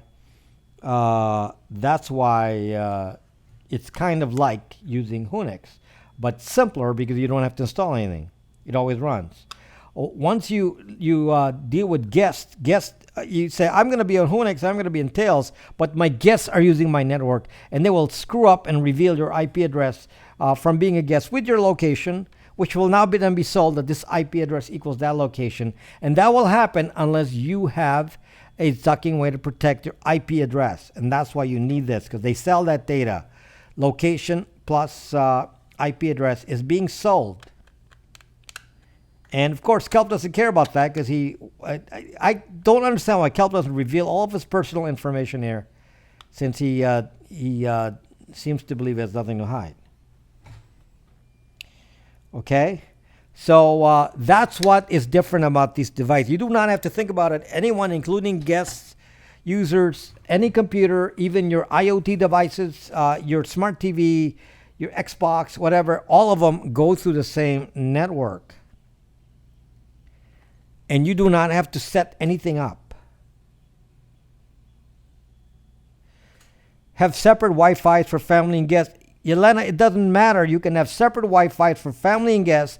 Because of Wi-Fi triangulation, they're going to get the MAC address of all the routers in your area and zuck you with the IP address and say, we know where your zucking are. You cannot hide with that because you cannot hide Wi-Fi triangulation. So your only solution is to make sure your IP address never leaks out, because when it's combined with the MAC address of any router in the near area, you will be hit with Wi-Fi triangulation. You got to understand how Wi-Fi triangulation works. You cannot hide from it. Cannot hide from it. So it's that's why I have to do these kinds of things. It bothers me enough that I actually made this. I made this for me mostly. I made it for me. I said, I don't want my data leaking out from even guests using it. So, the holidays will come. And my family's going to be here using my zucking network again. And every time they come here, I said, no, you're not going to use my zucking network unless you follow my zucking procedures. Deanna, how are you doing, my friend? Yes, of course. They're going to do browser fingerprinting on you. Browser fingerprinting. Part of browser fingerprinting is your IP address. And then once you're fingerprinted, then you are zucked. Anything you do, even if you leave your home, you will be zucked. I hope you're well, Deanna. I hope you're well. So, have you seen any of my scam baiting videos? Scam baiting videos. I'll look at it later, Mr. Mustache Man. I'll look at it later. Cubes require 62-bit processor, so I would guess it won't work on Pi. No, Cubes has no. I'm not a beginner here. I have tried to install Cubes in so many computers. I have failed to install Cubes on every single computer I have in this house, and I have a lot of them. Cubes has very specific hardware requirements, and they do not work on many of my laptops, if not all the laptops. Maybe it'll work on a desktop, but none of my laptops work with Cubes. Cubes is not usable. It's very specific. Same with Unix. Unix has some compatibility issues with my newer computers. It worked on my old Mac. It won't work on a new computer. So that's the problem. And no average person can install Unix. If you have the discipline to use Unix, you can't. It's awesome. Unix is awesome. But given the fact that the average person is going to have the technical ability to do that, then you need one of these. Now, if you happen to be an expert, then yeah, maybe you don't need one of these, and you can just use Unix. If you have the techie skills, use Unix. If you have the patience to use it, I've used Unix and it made me impatient to use it because it's slow, and there are limitations, and I can't use the normal apps that I use because I have to run it in Linux. And sometimes I got to run on Windows, and then I got on Windows. I don't have any protection, so I don't have to worry about that. It works on my old HP. While my newer HPs, it doesn't work. Tom, Mike, it's kind of a lucky break thing there, because it depends. So, the hardware compatibility list is very limited, and the chances of finding one that works is 1%. Okay, it's a 1% chance it will work. I mean, Cubes need to be funded so they can do drivers for more devices. Yes, Linux. You watch my Linux video, all these are running Linux. These are all Linux. This alarm system is Linux. Of course. Alarm sequence initiated now. This is a radar alarm. That's Linux.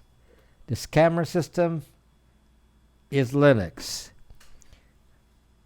This is Linux. They're all Linux.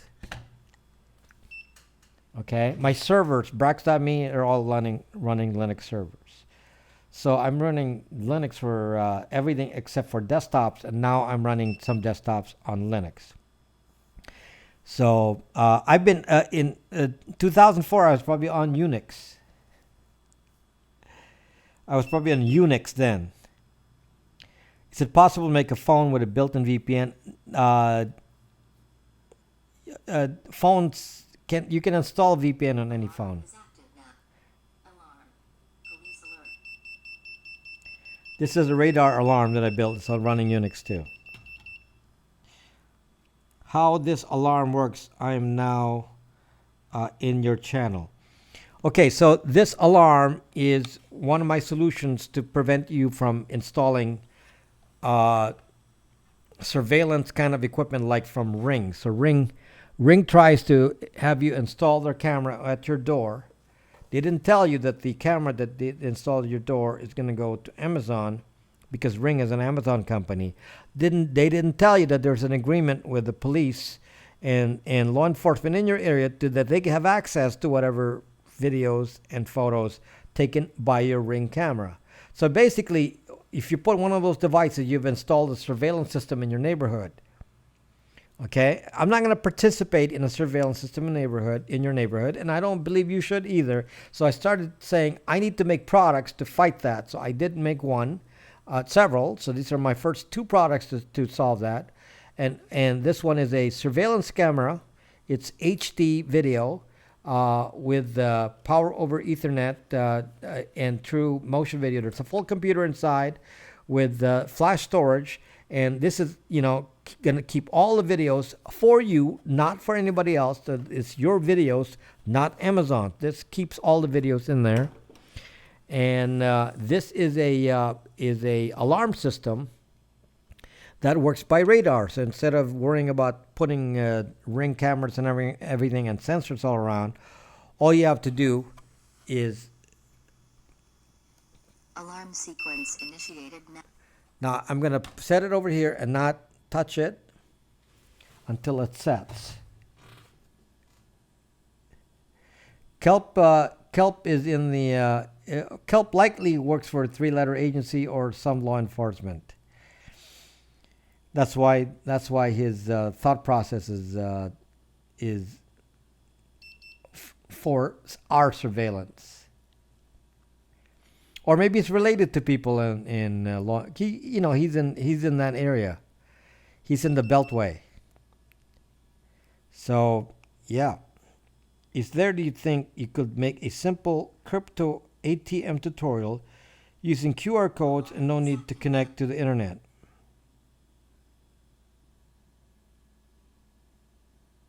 Okay, so now the alarm is on. I can't move. If I move, the radar is going to detect me. So this radar can detect around 12 feet all around. So if I move,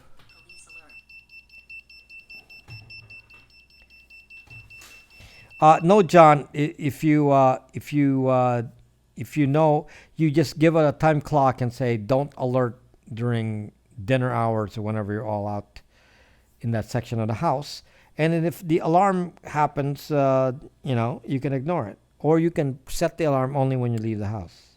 Either way. Okay? So it's a lot simpler alarm system using radar that can cover a large area and not be subject to surveillance because that data is yours. Okay?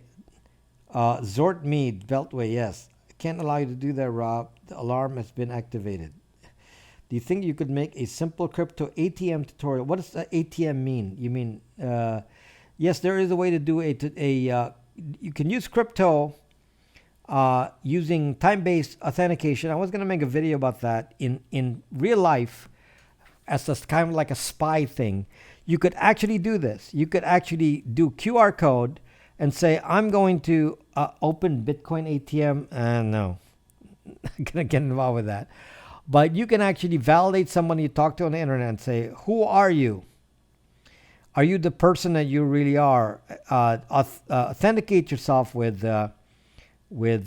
two-factor authentication in this conversation. Then you punch in a challenge code, and then a person responds with a response code. I actually wrote that. I actually wrote a little thing on my website to do that.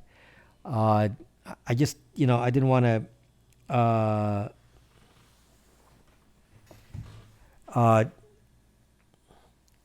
Well, Kelp, you sound like you do, so it doesn't matter. You are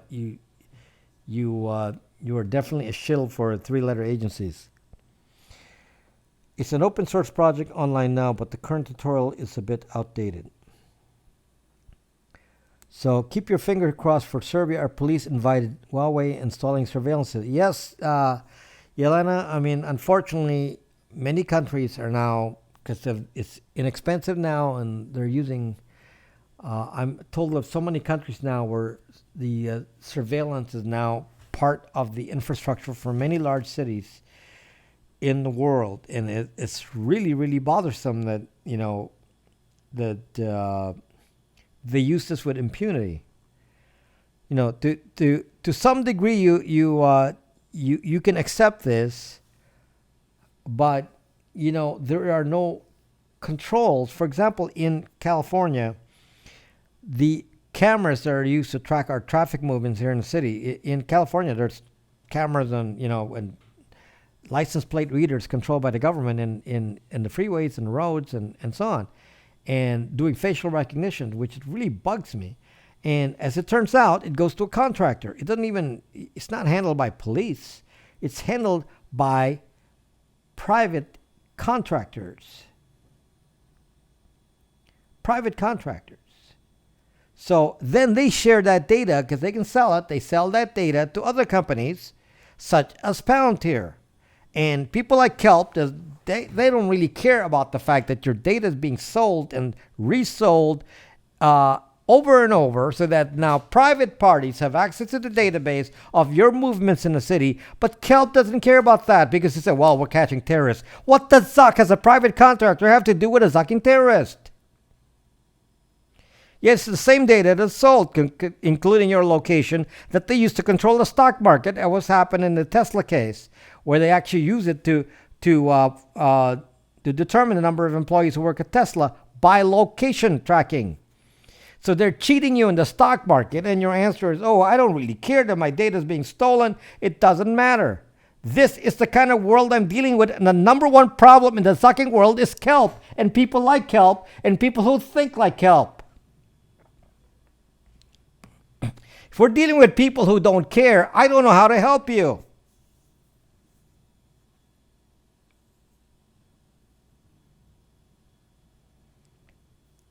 Because Kelp is just one, he just spouts the same thing. He ignores everything else I said.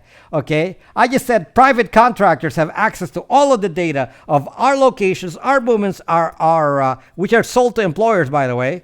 Our medical records, our IRS records, all of this are now in the hands of private companies like Palantir, who use it to match the data so they can do predictions on everyone's behavior, such as for pre-crime. And people like Kelp say, well, we're protecting against terrorists. Zuck you, Kelp! Pay sucking attention once in a while. What does Palantir have to do with zucking terrorists? And people don't tell me that I'm saying that I'm dropping the zucking Z word, because zuck is not a bad word.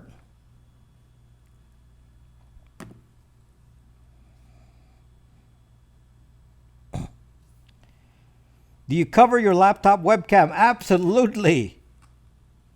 Yes. Yes, there's tape on it right now. The camera is external. I don't use the camera on the computer for broadcasting. It's an external USB. So when I'm done broadcasting, I unplug it. Okay, so just listen to what I just said here and look at Kelp's response. And I will read the response to people on YouTube. I think you are out of touch, to be frank. That's Kelp's response. And I just explained to you about what I just said about the surveillance in the hands of private companies. The SIM-jacking attack was hired by the government. Go to simjacker.com and look at the research. The company that researched that and determined that the SIM-jacking attack was a government program hired to a private contractor. So Kelp's response to that is, who cares? They can do it. We don't care. Holistic Deb. Come on, Holistic Deb. I can't be leaving your messages on Braxton and you don't look at it. How are you doing, my friend? I can't get Edge to stop opening even the regedit command prompt or task manager. Which, regedit, that talking about regedit. So on Windows, you can do regedit, right? What are the things you can do with regedit? Well, you can go to regedit and change the root certificate. Insert a new root certificate that's fake, which is exactly what antivirus makers like Avast does, and puts a fake root certificate on your system so they can spy on your HTTPS traffic. Zuck. And nobody cares about anything I say. Well, maybe only Kelp doesn't care. The rest of you care. So I'm telling you things that are incredibly important, and we have to start saying we need to defend ourselves and say we do not believe that we should be surveilled. If we are not criminals, we should not be subject to investigation. If we are criminals or we are doing things that suggests we could possibly be criminals, by all means, do active surveillance. Don't do mass surveillance. Do active surveillance. Put cameras and whatever and put little robots and sensors on the guy that you think is a bad guy. I have no problem with that. Yelena, really? They're using Brax? I do not have a problem with active surveillance on people suspected of criminal behavior. I would be the first to support the police on that and support them getting warrants to do all of that. It's the mass surveillance that I disagree with. If a person did not do anything wrong, I haven't done anything wrong, I should not be the subject of mass surveillance. And neither are my friends and family. None of them should be subject to mass surveillance because no one has done anything criminal at all.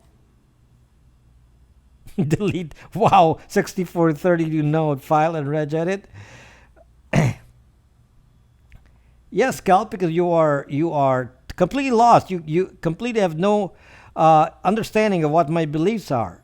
You're so shallow in your thinking that you actually think I'm anti-police. I am against somebody abusing the Fourth Amendment. That's all. Abuse of the Fourth Amendment is what I disagree with. Thank you, Justin Bode. I do not disagree if the Zucking BI wants to track somebody for suspected whatever behavior, including if it's against the law to change the IMEI number of your phones. If you hacking your phone and changing IMEIs like Kevin Mitnick, I don't disagree that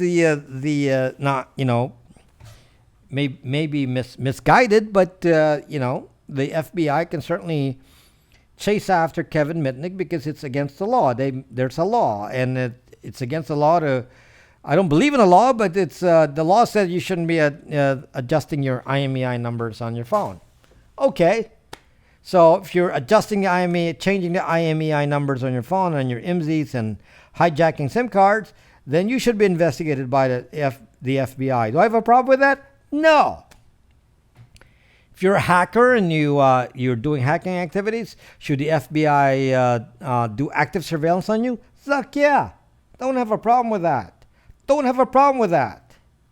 If you're suspicious because you come to the United States with relationships with people from your original country, and some of them appear to be affiliated with terrorists, should I surveil you 24 hours a day? Zuck, yeah. Don't have a problem with that. What does that have to do with me? What does that have to do with my family? What does that have to do with normal people that I work with? What does that have to do with people in my church? What it has to do with people with my brother, my sister, what does that have to do with them? Nothing. So why are they being surveilled? It's all about abuse because I lived in a dictatorship, and Kelp doesn't really get this. Kelp doesn't really get this. Kelp doesn't believe that this stuff can be abused, and it's turned. We went from 9/11, where they didn't track anything, to now, here we are in 2019, 2001, sorry, 9/11, 2000, yeah. And now we're in 2019, and now we've gone the other extreme. The other extreme, and nobody cares. And I'm the only one speaking here, and hardly anyone on YouTube says anything about this. Nobody seems to care. And we just like, oh, no big deal. Who cares? I have nothing to hide. And your data is being abused, and Kelp says, well, we shouldn't really care about our data being abused because we're catching terrorists. Didn't I just tell you that it's private contractors taking your data? Private zucking contractors. What the zuck do they have to do with terrorists? Stingray, by the way, was a device used and funded by Department of Homeland Security with the intent of catching terrorists by intercepting their phone calls. So they funded that every city, especially the city of Los Angeles, has a ton of these Stingray devices to intercept your phones. Okay? Now, that's correct, Simon. Why tell Kelp that? He doesn't believe you. So Stingray is not being used against terrorism. Stingray is being used for any purpose they choose. Any purpose they choose. Any purpose they choose. So it's used for pre-crime. It's used for anything else because there's no one to stop them. That's what the Fourth Amendment was for. And Kelp says, we need to change with the times. So there are times we need to change. So we need to cancel out thinking about the Fourth Amendment. And we all deserve to be spied on. All of us.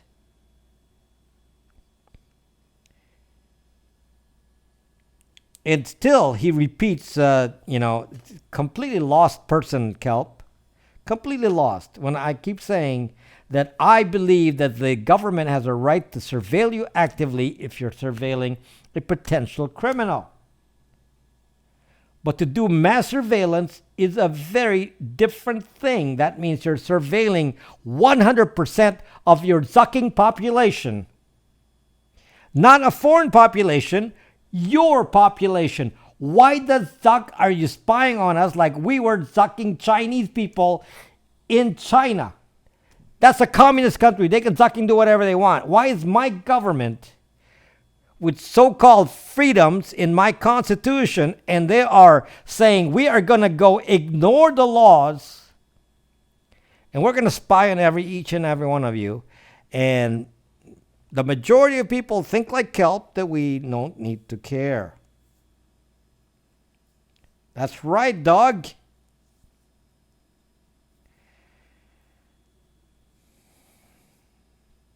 I never block people for disagreeing with me, as long as they're respectful. Kelp is very respectful. Kelp is not a bad person. He's respectful. He doesn't come in here and say, you zucking, stick an egg roll up your ass. He doesn't do that. Kelp is respectful. I disagree with him strongly, though. Yelena, yes, but it's the whole world, too. I mean, the USA is number one.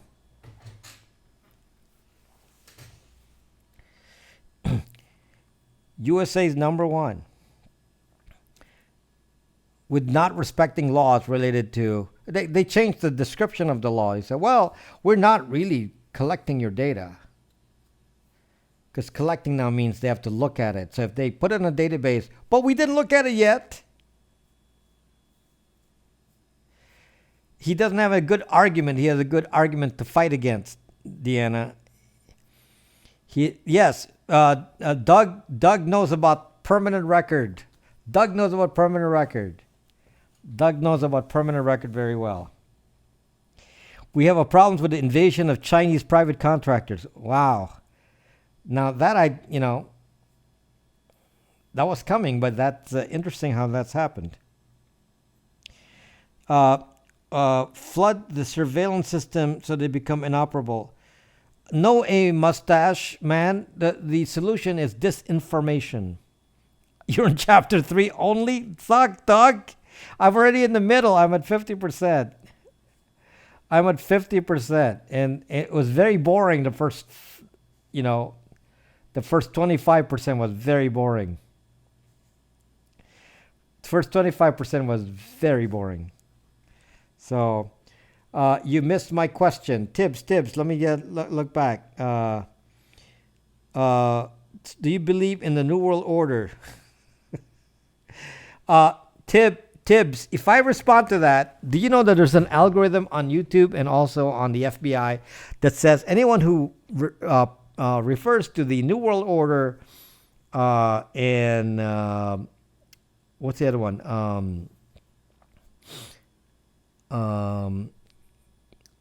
QAnon, there's a few other words.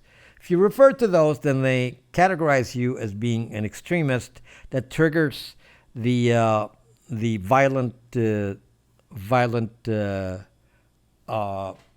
people in the country. So they're going to be flagged. Here on YouTube, they have a anti-conspiracy theory algorithm. So if I openly state any indication of any side in any kind of talk about conspiracy theories, and I'll be hit. So I'm not gonna participate in conspiracy theory discussions. What I'm talking about is not a conspiracy theory. This is all just factual stuff. Okay. Uh, so I don't know, Richard. You're adding to the conspiracy information for the algorithm. So, okay, Yelena, thank you. 7 a.m. Go get some breakfast. Get tinfoil hat. So I don't believe in tinfoil hat. Do not type that. Oh my gosh, Deanna, that was one of the worst words to type. That's even worse than three-letter agencies. That'll target. That one probably won't affect us, but it'll target you. Yeah, you never type that on the internet. And you start. Don't type that on the internet and say, "Oh, can I tell you a story, guys? Can I tell you a story?" This is talking about what Deanna just typed in. So Deanna just typed in ISIS on Periscope. Okay. Thank you, Yelena. Thank you, and I didn't even know you were in Brax. So don't say hi. So anyway, the Greek goddess. So anyway, somebody was telling me on Brax. It said I was it who was that? One of you here. So somebody was saying that their phones are being targeted, and it just turns on and it's behaving strangely. And there are just things that are happening on my phone that suggest that somebody's taking it over, and I don't know why. And then, as it turns out, this person went to the internet and stated that he was. What did he say he was? I think he said he was a hacker or something. I can't remember. So don't if the guy is here, just tell me what the real story was. But I forgot. I think he went on the internet and boasted that he's a hacker, boasted everywhere, and then he's wondering why there seems to be strange things happening to his phone. Well, obviously, if you're gonna do that, you're gonna be under the eye of active surveillance. Yes, I wouldn't doubt the three-letter agencies and law enforcement, FBI, anything are on your phone doing everything. I wouldn't doubt that. That's why you don't state anything on the fucking internet. I mean, they could be doing to me, but I have high OPSEC here, In my house, security is everyone here is on a VPN, Tor, every computer's tracked. I monitor every device on the network. If I spot any unusual device, I can jam it. I have some, this is like a high-tech, I have security cameras everywhere. I got lots of these. I make them, so I have lots of these.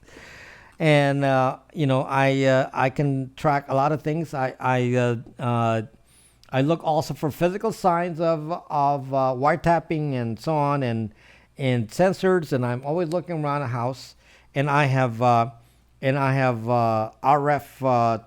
spectrum sensors that can sense if there's unusual RF traffic coming from any side of the house. I have that, and hello bratwurst.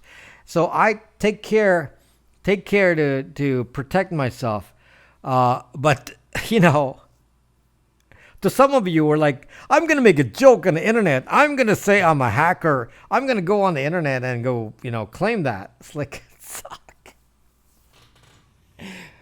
Oh my gosh. Don't come to me and say, I don't know what's happened. A couple of people have said that to me because, they live a life that's risky and they announce it on the internet. How do you get access to materials to make that? Deanna, I make them. I'm making an app that does what you can do in Cali to go detect stuff on your network. I'm making an app for it so you can defend yourself. But I'm trying to make it simple so people can understand. So I have a portable, Unix. My plan is to put it on a Librem 5 where I can go search my network and then do port scans and things like that. Scan DNS, sniff the traffic, do Wireshark, Nmap, all that. Kali, air crack, all of the different tools. Put on this app without using those tools, but using my app and using the same capability. Put on the app so that I can walk around any network and go, with a portable phone, detect if there's something. Because if you don't make it handy, you're gonna no, John. Of I don't have a Linux phone and it's not 5G. So anyway, So, but I'm very careful what I say. You reactivated your Obama phone. Good. I have my convinced in VPN. She didn't believe me, but she heard on Dave Ramsey. Now she wants trucker life, but then don't go say, oh, I heard on the radio that you should use NordVPN. It's like, suck, man. Don't go for that crap, okay? Crappy stuff. NordVPN, super zucking slow. All foreign VPNs. Don't go for the ads. This one VPN here is faster, safer, and doesn't really register as a VPN. Thank you, Trucker Life. Yeah, what is the question, Trucker Life? What is the question? It's a dumb wannabe smartphone. Doug, you can use it to test Lineage OS or one of those OSs, it's rooted. Talk about sports. So yeah, rooted. Air crack, that sounds like drugs. Mad cow, if you use, I'm pretty informed. So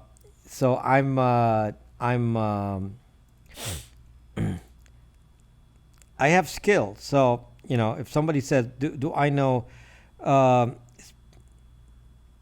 Kelp moved to YouTube. There you go, Kelp. You deserve respect for moving to YouTube. In case you missed my comment, Kelp, somebody said, why don't I block you? I do not block Kelp because he's a respectful person. He's a good person. Kelp is a friend, actually, and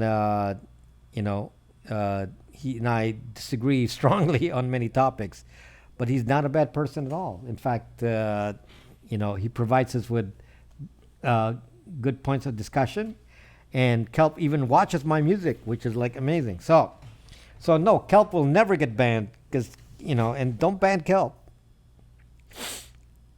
Asking for Bluetooth permissions. What does that mean? So Deanna, he's on YouTube right now. So he switched over to YouTube. Hey David, how are you doing, David? You love Kelp? David, you're VIP. I better follow you here. Here we go. Can't have any VIPs go ignored. Okay, Simon, why are you talking on Periscope, Simon? I thought we already trained you to be on YouTube. Fake name, love that mask in the background. Zucking A, yes. Because I'm browsing around. Oh, you're just, coming into my scope every once in a while and you're actually looking at all the other women on Periscope. Not other women, but women. Yes. Somebody actually, so some kid came into my scope and was like threatening me here and trolling me, and I had to point to the mask and say, do you understand where you are? I turn on YouTube while I'm lazing in the bed for a few hours. There you go, Simon. Watch my videos when you're doing that. But yes, I can use that to intimidate because obviously I have skills. I got my suspended account back a year later with no badge or file. Really, Deanna? And you're still on Periscope? Then Periscope for the background audio while doing other stuff on my phone. But I thought you were on the road. Oh, I guess it's a weekend, Simon. I thought you were on the train. Do you have a long commute, Simon? Do you have a long commute? You still got your Mr. Robot mask? Yes, somewhere. I just can't fit it on there. New watchers, invite your followers. Yes, you can see how many people are on YouTube now. My YouTube channel is blowing up. YouTube channel is 60-minute commute. My YouTube channel is blowing up. I'm amazed at how fast my YouTube channel is growing, and I'll be at 3K in a few days. Do you understand what? Plus kids, school, run. Nice dude. I'm glad to hear it. Thank you, David. I'm gonna go check out what I haven't seen you in Periscope yet. Gotta check out what you have there. So, do you go to the grocery store with a mask on? Nobody knows who I am. Nobody pays attention to me. I'm very, nondescript when I'm on the road, and a very, very quiet person. So I may be loud on Periscope, but in real life, I'm pretty quiet. So you may not believe that, but that's the reality. So let me just tell you, some of you may don't know about my street creds. So, especially those who are new people, new people, especially on YouTube, have no idea of my street creds. And some pretty nasty people left some comments on my YouTube videos, like, "You're a Zucking programmer, you don't know anything," and then on and on and on. Android has command line, and Android has virtual machine and all that, and you don't know anything. And it's like, please, people. Especially those of you who are kiddos, you spend a few years programming and you know all the buzzwords. Somebody was actually criticizing me for mispronouncing this product that is spelled LibreOffice, but apparently you're supposed to pronounce that LibreOffice. Okay? Now, how the zuck do I know how that zucking thing is pronounced? I don't zucking use it. I don't care how it's pronounced. It looks like it's spelled as LibreOffice, but if you want to call it LibreOffice, who the heck do I talk to that will tell me that? I don't use it. Okay, so that's the kind of stuff that I got to deal with. And there was this other guy who said, well, there's zucking virtual machines, and you can load Linux on Android. Linux is Android, and you have virtual machines, and you can do all this, and you can load Linux on Chrome and all this stuff. And I was like, did you know how to pronounce it, Deanna? Did you know how to pronounce it? Did you call it LibreOffice, or do you call it LibreOffice? It's like LibreOffice? Zuck. It's like GNOME. You're supposed to say GNOME and GNU instead of new and gnome. And you know what? The people who made it don't care. Pronounce it whatever you want. So I don't use that. I use OpenOffice.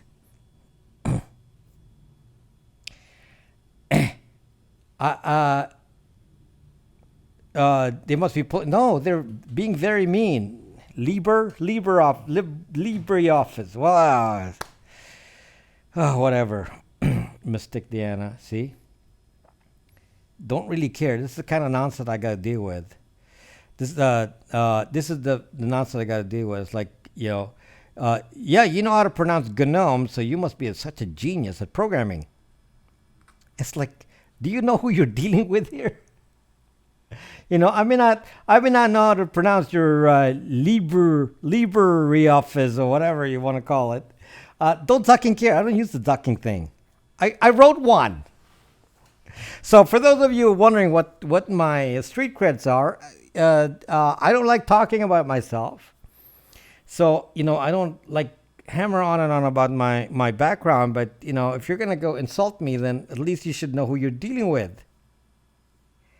Okay, I've been at this for a very long time. Okay, very long time. So I've been at this for a very long time. I can't even tell you what kind of mainframes I started with. I've been programming on mainframes. Okay. I programmed on the first IBM PC. My software I made were all the magazines: PC World, PC Magazine, PC Week, PC this, PC that. All of these places had my software on there. Bill Gates demonstrated my software at Comdex. Plus, I got, Microsoft awards and all this nonsense from Microsoft. I started a software company, and the software company became big. So if you're going to tell me that I know nothing, you better know what you're talking about. I was one of the inventors of electronic health records, one of the first, which is why Bill Gates demoed my product. I'm one of the first inventors of electronic health records. At the time that it started, there were only 5 companies that had electronic health records, and I was one of those. And I wrote it all myself. So if you actually think that you know more than I do, I've written every kind of software you can imagine. I've written everything from simulation models, mathematical simulation models, to legal systems, to health systems. Health systems, of course, is my main thing. Accounting systems, supermarket systems. I've done everything. I mean, there's nothing. Graphics. There's and somebody said, "Well, how do you know about cybersecurity and all that?" Because I was the one that they called when there was a crisis. Because when somebody was hacking one of those big hospitals, they called me. If somebody had a problem with networking issues where and I didn't want to do that because I'm a software developer, I didn't have time for that. But they called me because of my expertise in handling all of that, and I was doing this before they even knew, what the zucking packet was. Okay, so don't come at me and say, "Do you know the zucking 7 OSI levels?" It's like, fuck. So if you think you know more than me, then you are prove it, and then I'll bow to you. But to be insulting me in my videos, just want to make sure that we are talking on the same terms here. Okay, so my videos were titled, "I'm a newbie with Linux desktop." I am not a newbie with Linux. I'm a newbie with Linux desktop. So if you're going to tell me about anything to do with a desktop, including the apps on a desktop, I don't know what all those apps on a desktop are. I do not use a Linux desktop normally. I haven't been using them for until recently. I do not use a Linux desktop. I use Linux servers.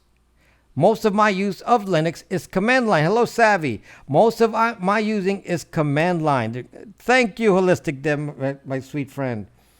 So, what are your feel towards FreeBSD? FreeBSD is cool. I don't know how, I'd probably rely on Linux more. But I started in the Unix world too. I did Linux. I did some programming in Linux back in the day. I'm a C programmer.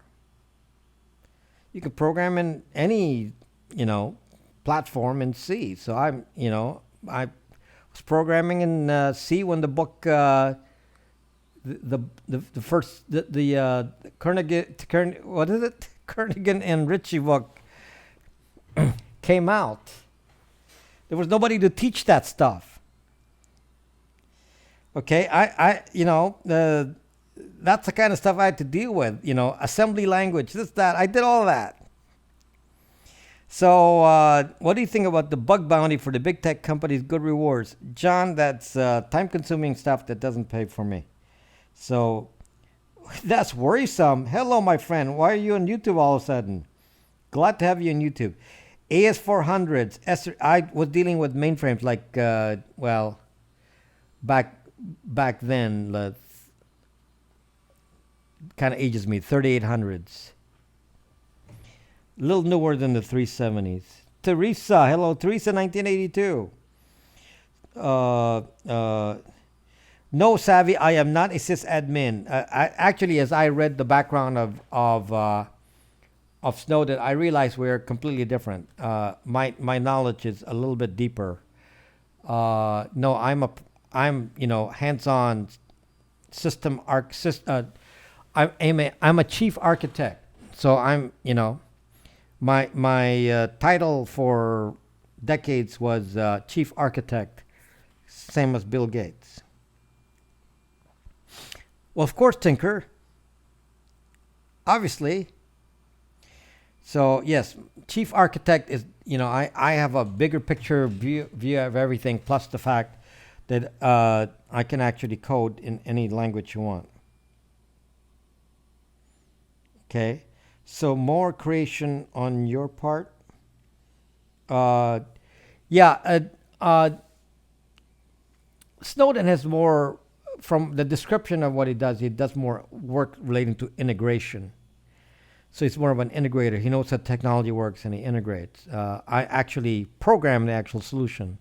Like one of the things he programmed was a backup. Well, that would be pretty basic for me. And yeah, I would have easily come up with that solution myself.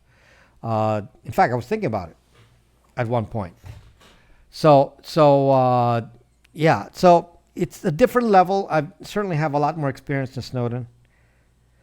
Did you just have enough of working in that field and bounce?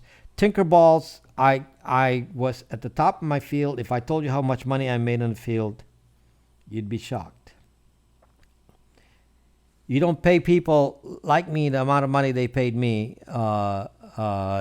because I'm a slacker. However, I do not want to be in that field anymore. So I do not want to be in my old field. So I have to start from scratch. I'm starting from scratch, which means I'm starting with no reputation.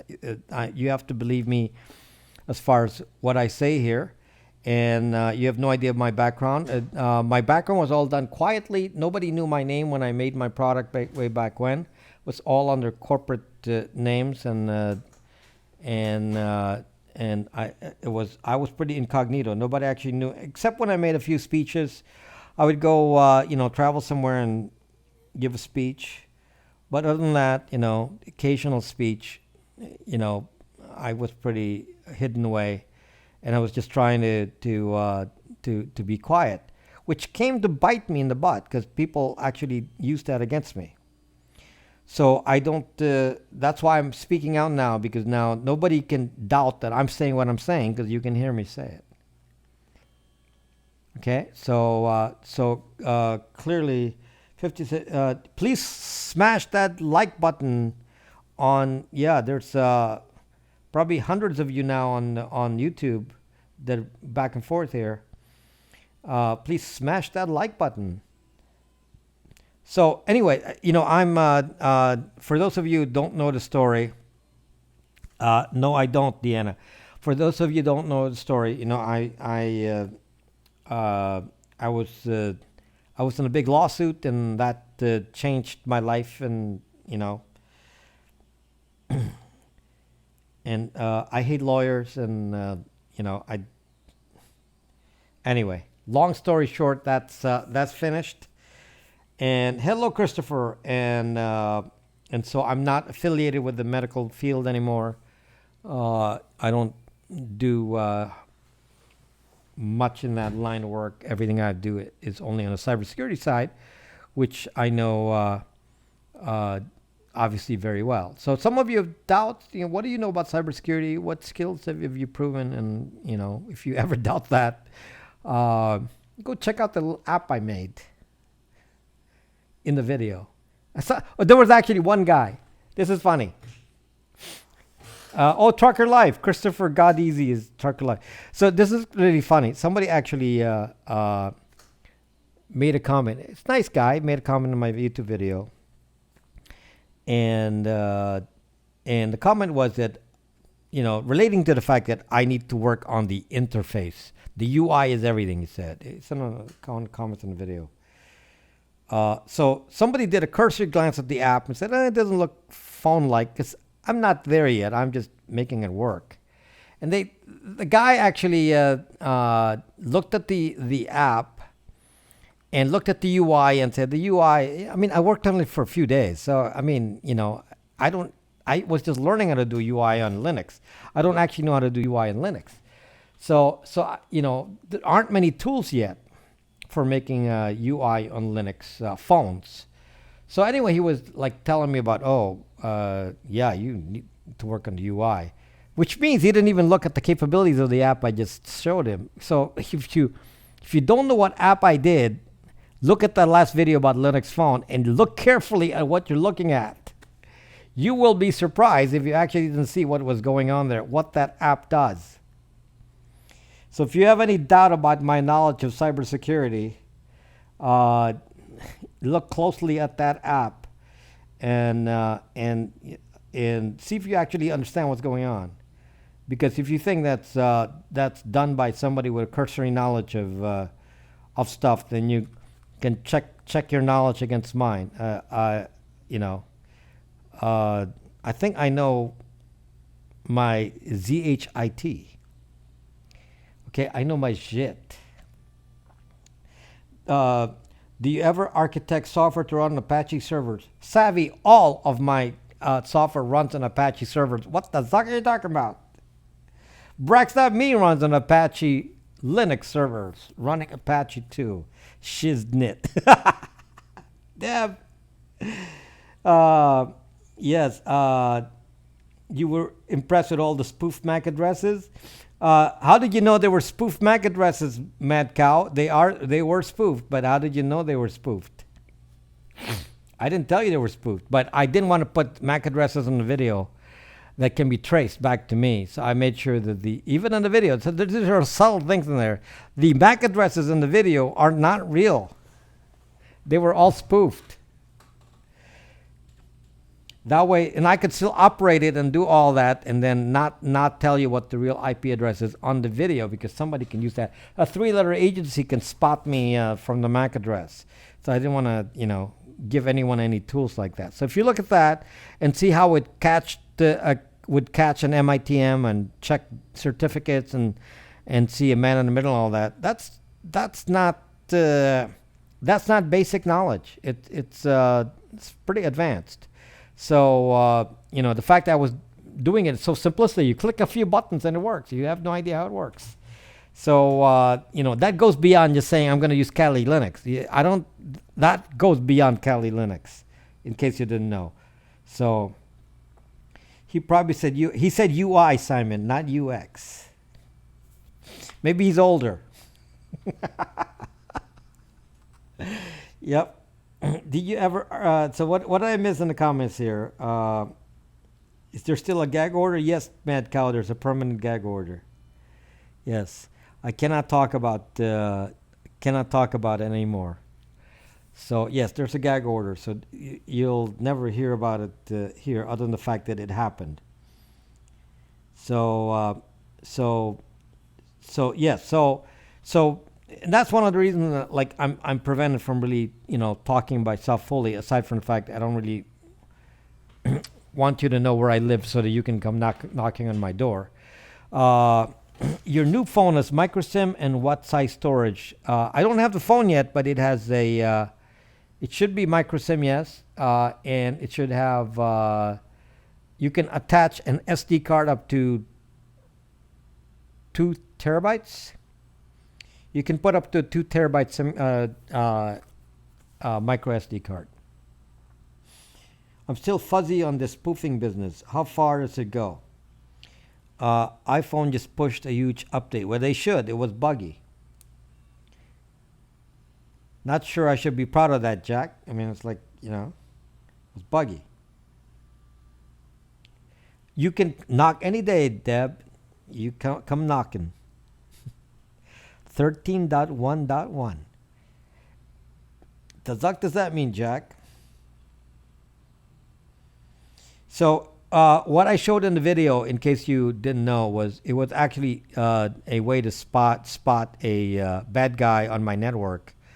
But what it showed, and this is the part that could be considered not legal on iOS and Android, was to actually attack the party. Now it's my own network; I can do whatever I want.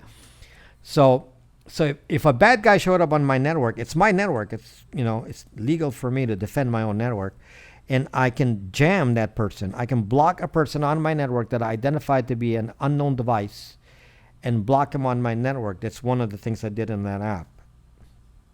Okay, so my app will search for all the devices in your house. I have a list identified every device, every phone, every one of these, even this. All of these little devices are run here because I have a ton of them. Are all marked in my network scanner, and then I can track their activities because I have a sniffer program sniffing the network to see if they're doing anything untoward. And if I suspect something and I say I don't know what device that is, on this little app that I'm building for the Linux phone, I can identify the device and say jam. They're not going to let me distribute that kind of app on iOS and Android. I guarantee you, they're not going to let me. But it will run on the Linux phone. So with that Linux phone, I can be portable. So you know what I want to do with it, guys? And it's getting late, but let me just tell you what I want to do with that. I want to go to Starbucks. I want to hang around Starbucks and see if anyone will hack me. That would be so much fun to sit at Starbucks and quietly act like I don't know what I'm doing, and then see some hacker trying to hack me at Starbucks, and then wham. Purists should put you forward in Librem 5 queue because of what you tell us. Hawaii dealer, they don't know who I am on the queue. I did not identify. I did not identify myself. They don't know who I am in the queue. So there would be no clue that I am any one of their customers. I've been hacked at coffee shop. Go to one near colleges. Yeah, near the software engineering departments.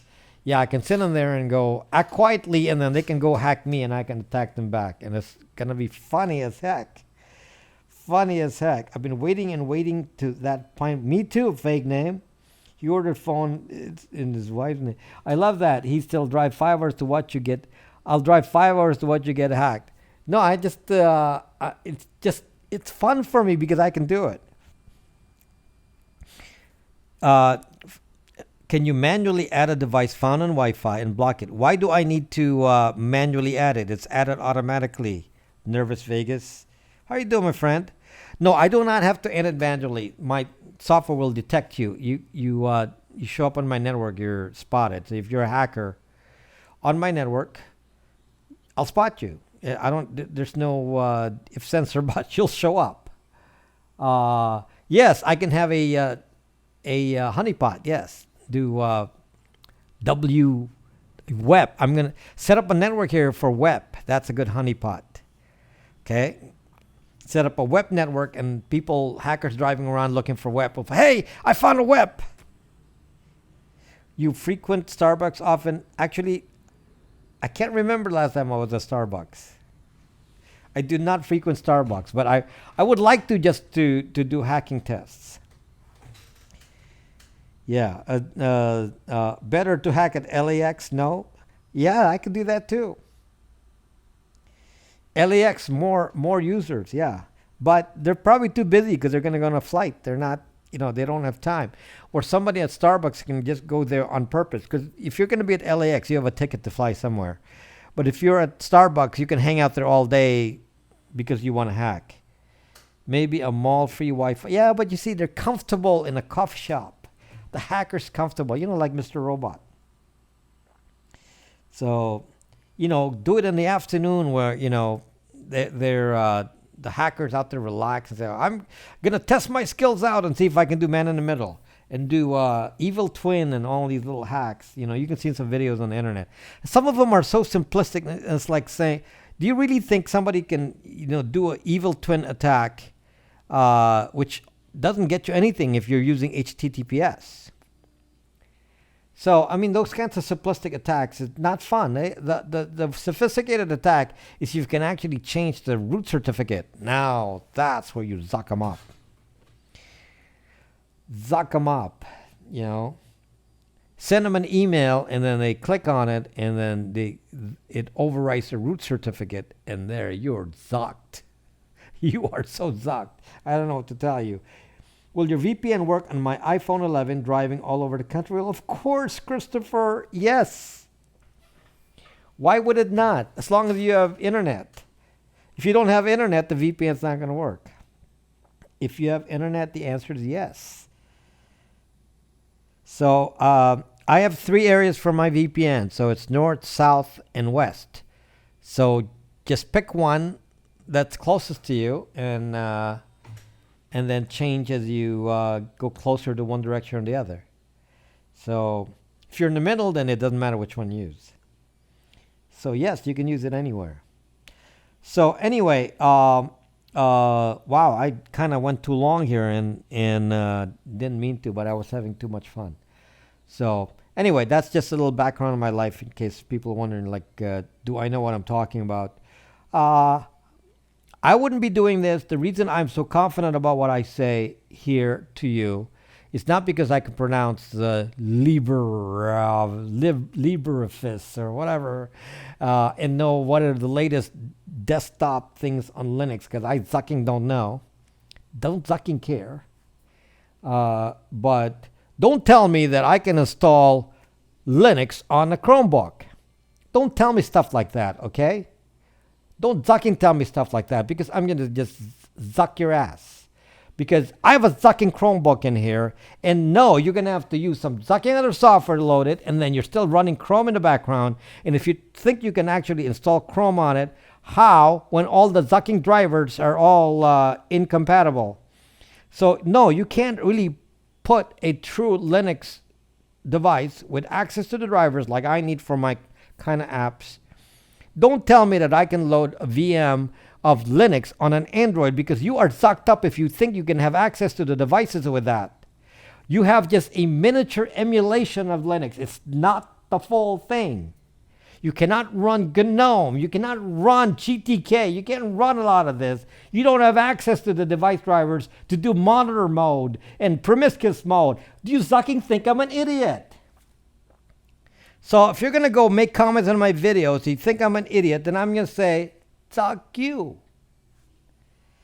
Okay? So some of you, kids who are going to accuse me, if you don't know your shit, ZHIT, then don't come, attacking me, because be nice to your elders. I know more than you do.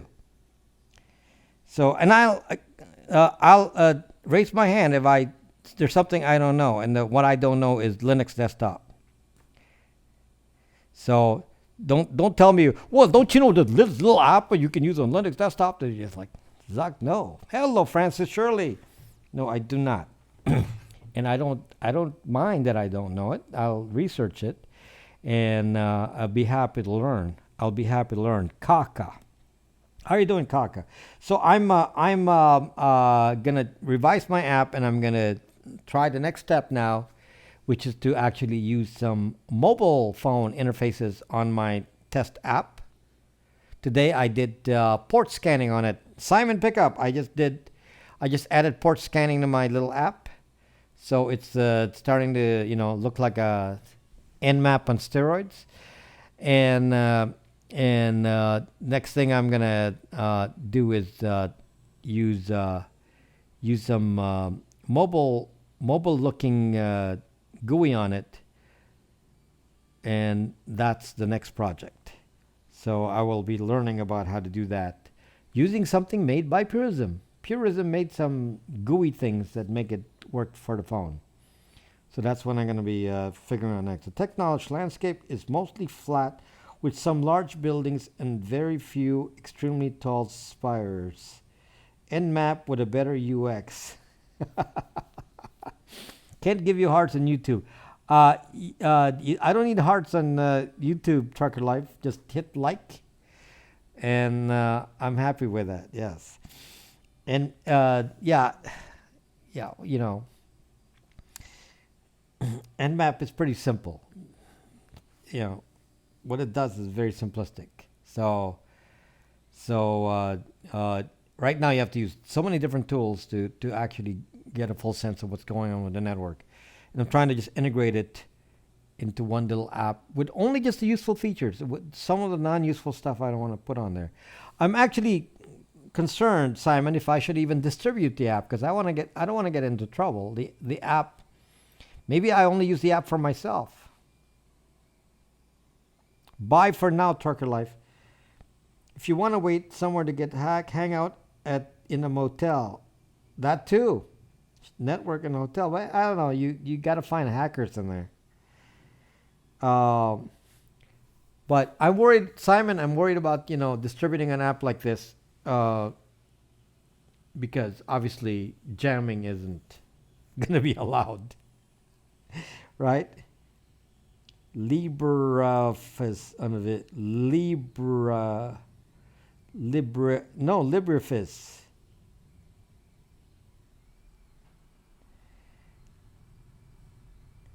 They call it LibreOffice. Zoc. What do I know? But whether or not I distribute it, Simon, the fact that I can do it is it's kind of fun because it's a tool for me. You can do the same thing in Kali, but a lot of command line stuff. So to be able to do stuff like that without a command line and quickly, so if you're attacked, you can quickly respond and not have to remember what is the command again for that. And you don't have to go type IP addresses and do lists and all this command line.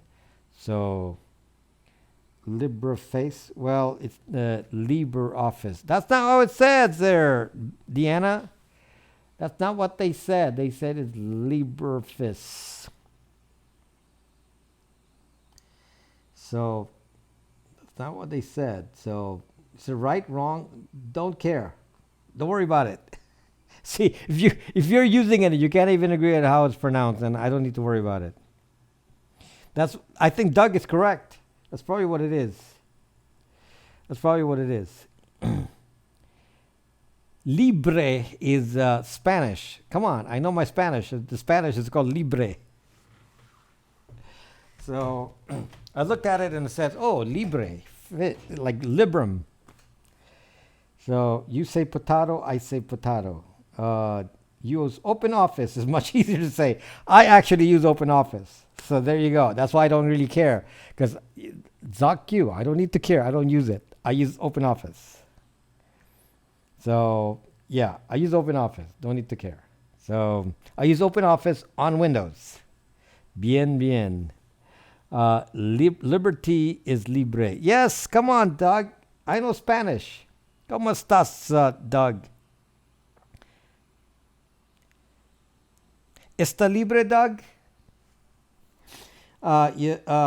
Use open office much easier to yeah.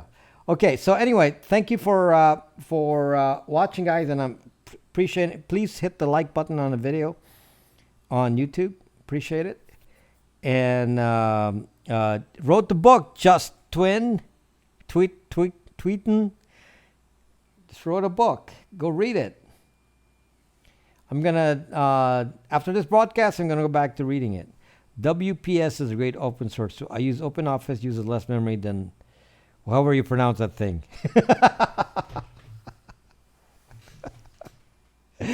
Right, Doug? We're never going to refer to the other product because we can't pronounce it. I've been free of Windows for years, never going to look back. I used Mac for several years, and then I got pissed off with the Mac, and then I went back to Windows 10. So I use, but my servers are always Linux. In French is libre. Well, I mean, they got to decide which country they're going to pronounce it with. Uh, if you log into Netflix with the VPN off, it will turn it back on. You should be fine. Yeah, Mad Cow, that's what I do. You turn off the VPN when you log into Netflix. You turn it back on, but they put a check in there where they check it every 20 minutes or something. So it's kind of irritating. But that's what I do. Or I just go to Amazon Prime, which doesn't check for the VPN. Why is it hard to use Netflix with a VPN? Because Netflix is one of those that really try hard to do a sledgehammer approach because they don't want to have legal liability with the companies that sell them the license to show the movies, which have regional restrictions. So in order for them to not get into that legal battle, they just do sledgehammer approach, and they'll basically block any IP address that does not belong to a house. So they will also block IP addresses for corporate users. So Netflix will block basically anything that's not a house. So they're not even watching for VPNs. They just say, you're not a house, then you're not, if you're not using Spectrum, Charter, all of those, then you must be Verizon, then you must be a house system, a office system, in which case we'll just block you. So they don't pay attention to the VPN itself. They don't actually check that. That's why, there's an actual list that tells you if a IP address is suspected to be a VPN. My VPNs do not show up as a VPN if you check those. My VPNs do not. So the reason that they can do it, that they say who owns the IP address, and if it's owned by any corporate entity, then they block it. I use GIMP occasionally, Deanna. But I guess I have no real use for using it too much since I don't really do a lot of that stuff. I wish that Linux would support, that Adobe would make something, a Premiere Pro that would work on Linux, but unfortunately that's not it. Premiere Pro is limited to Windows. That's one of the reasons I'm stuck with Windows. Is it necessary to use the procedures before searching the dark web? Yes, Creative Group, absolutely you must use Tor. Well, you have to use Tor if you're going to search the dark web. You don't have a choice anyway. But you need to be very careful when you search the dark web. So you have to be careful in the dark web. I don't go to the dark web. I have no reason to. Right. I don't go to the dark web. I go through Tor to exit out at the other end. I do not stay inside Tor. And there's if you want to know, there's another way to do kind of a Tor-like thing. It's called I2P, which I also have. And I2P is to access websites inside I2P. And it's not popular, so that's why I'm not spending my time making a video about it. But it's there, it exists, and I have it loaded, and haven't really found too much. I was going to say, can I put Braxme on I2P, but who's going to go there? So, just haven't found the incentive. I was even going to put Braxme on the dark web for people who want to access it through the dark web, and I haven't really. I already tested it and ran, and I didn't really do much with it after that. So accessing Braxme on the dark web is interesting because it means that you do not have to worry about IP addresses, since you know for sure that your IP address is not known when you're on the dark web. So that's the advantage of it. I don't need to hide the website on the dark web. It doesn't have to be a hidden site because it's just Brax. I successfully installed Pi-hole on the 15-year-old ISIS APC netbook. Of course, I'm an expert on Pi-hole bratwurst power. I know you said you did Pi-hole. Yeah, I have Pi-holes. Well, I'm using Pi-hole. It's part of my VPN. Monkey Man causing trouble again. So anyway, um, yeah, it's starting to be like fall here. I'm already, starting to wear sweaters. So sweater time. So how much is your VPN? My VPN is $89 a year for six users, or if you use a VPN router, unlimited. Obviously, this will be unlimited.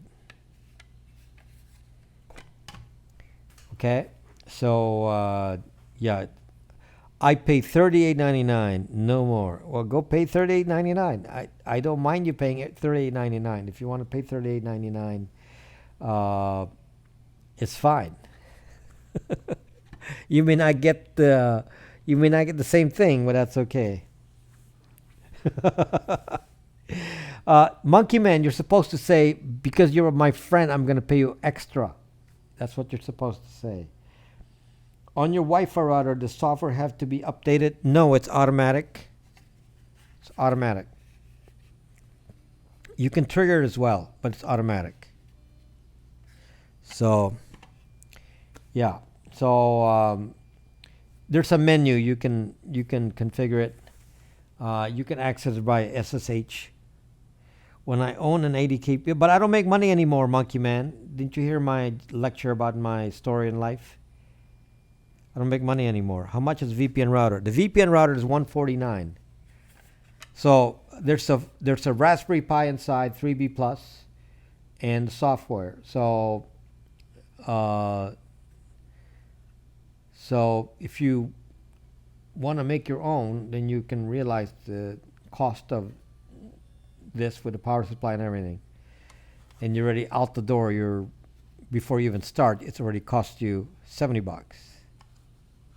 So, Monkey Man, I already told you. Watch the replay, then you can see the story of my life. So I have the old chip. Can I change the new chip?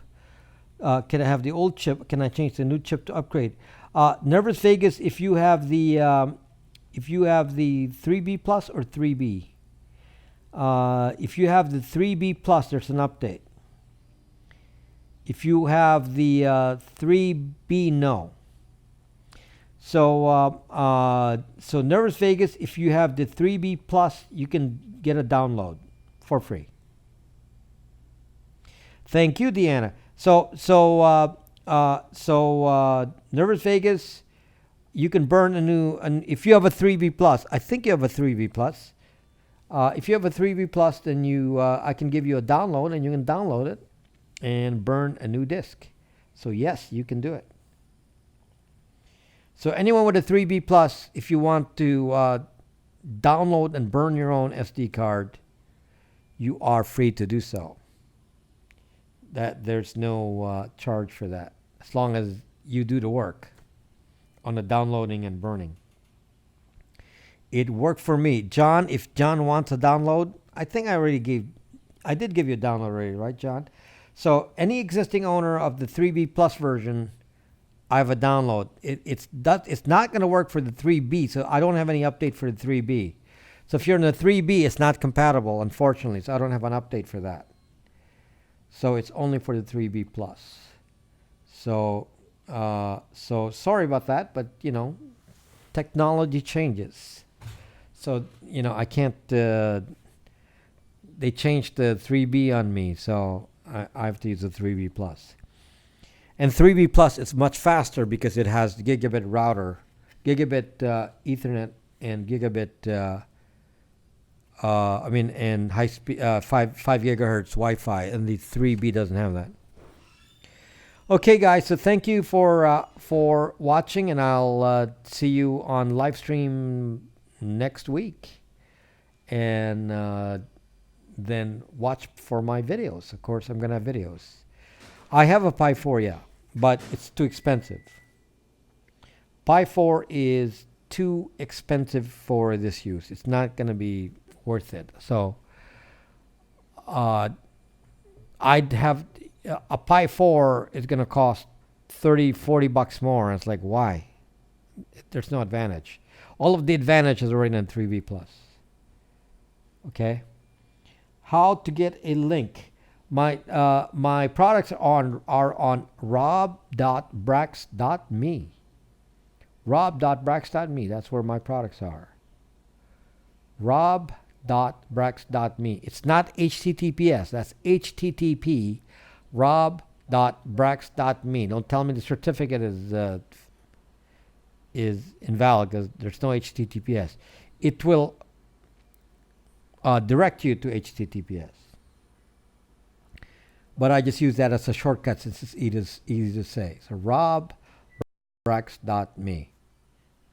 And we are being disconnected here by the network, so I guess we need to say goodbye because the network is going down. No, Brax.me. No, rob.brax.me. Or bytesvpn.com. Rob.brax.me, yes. Okay, the network's going down, so network's going down, Rebecca. So it's time to go. So sorry about that. We'll see you next week. See you, next week for videos. Good night.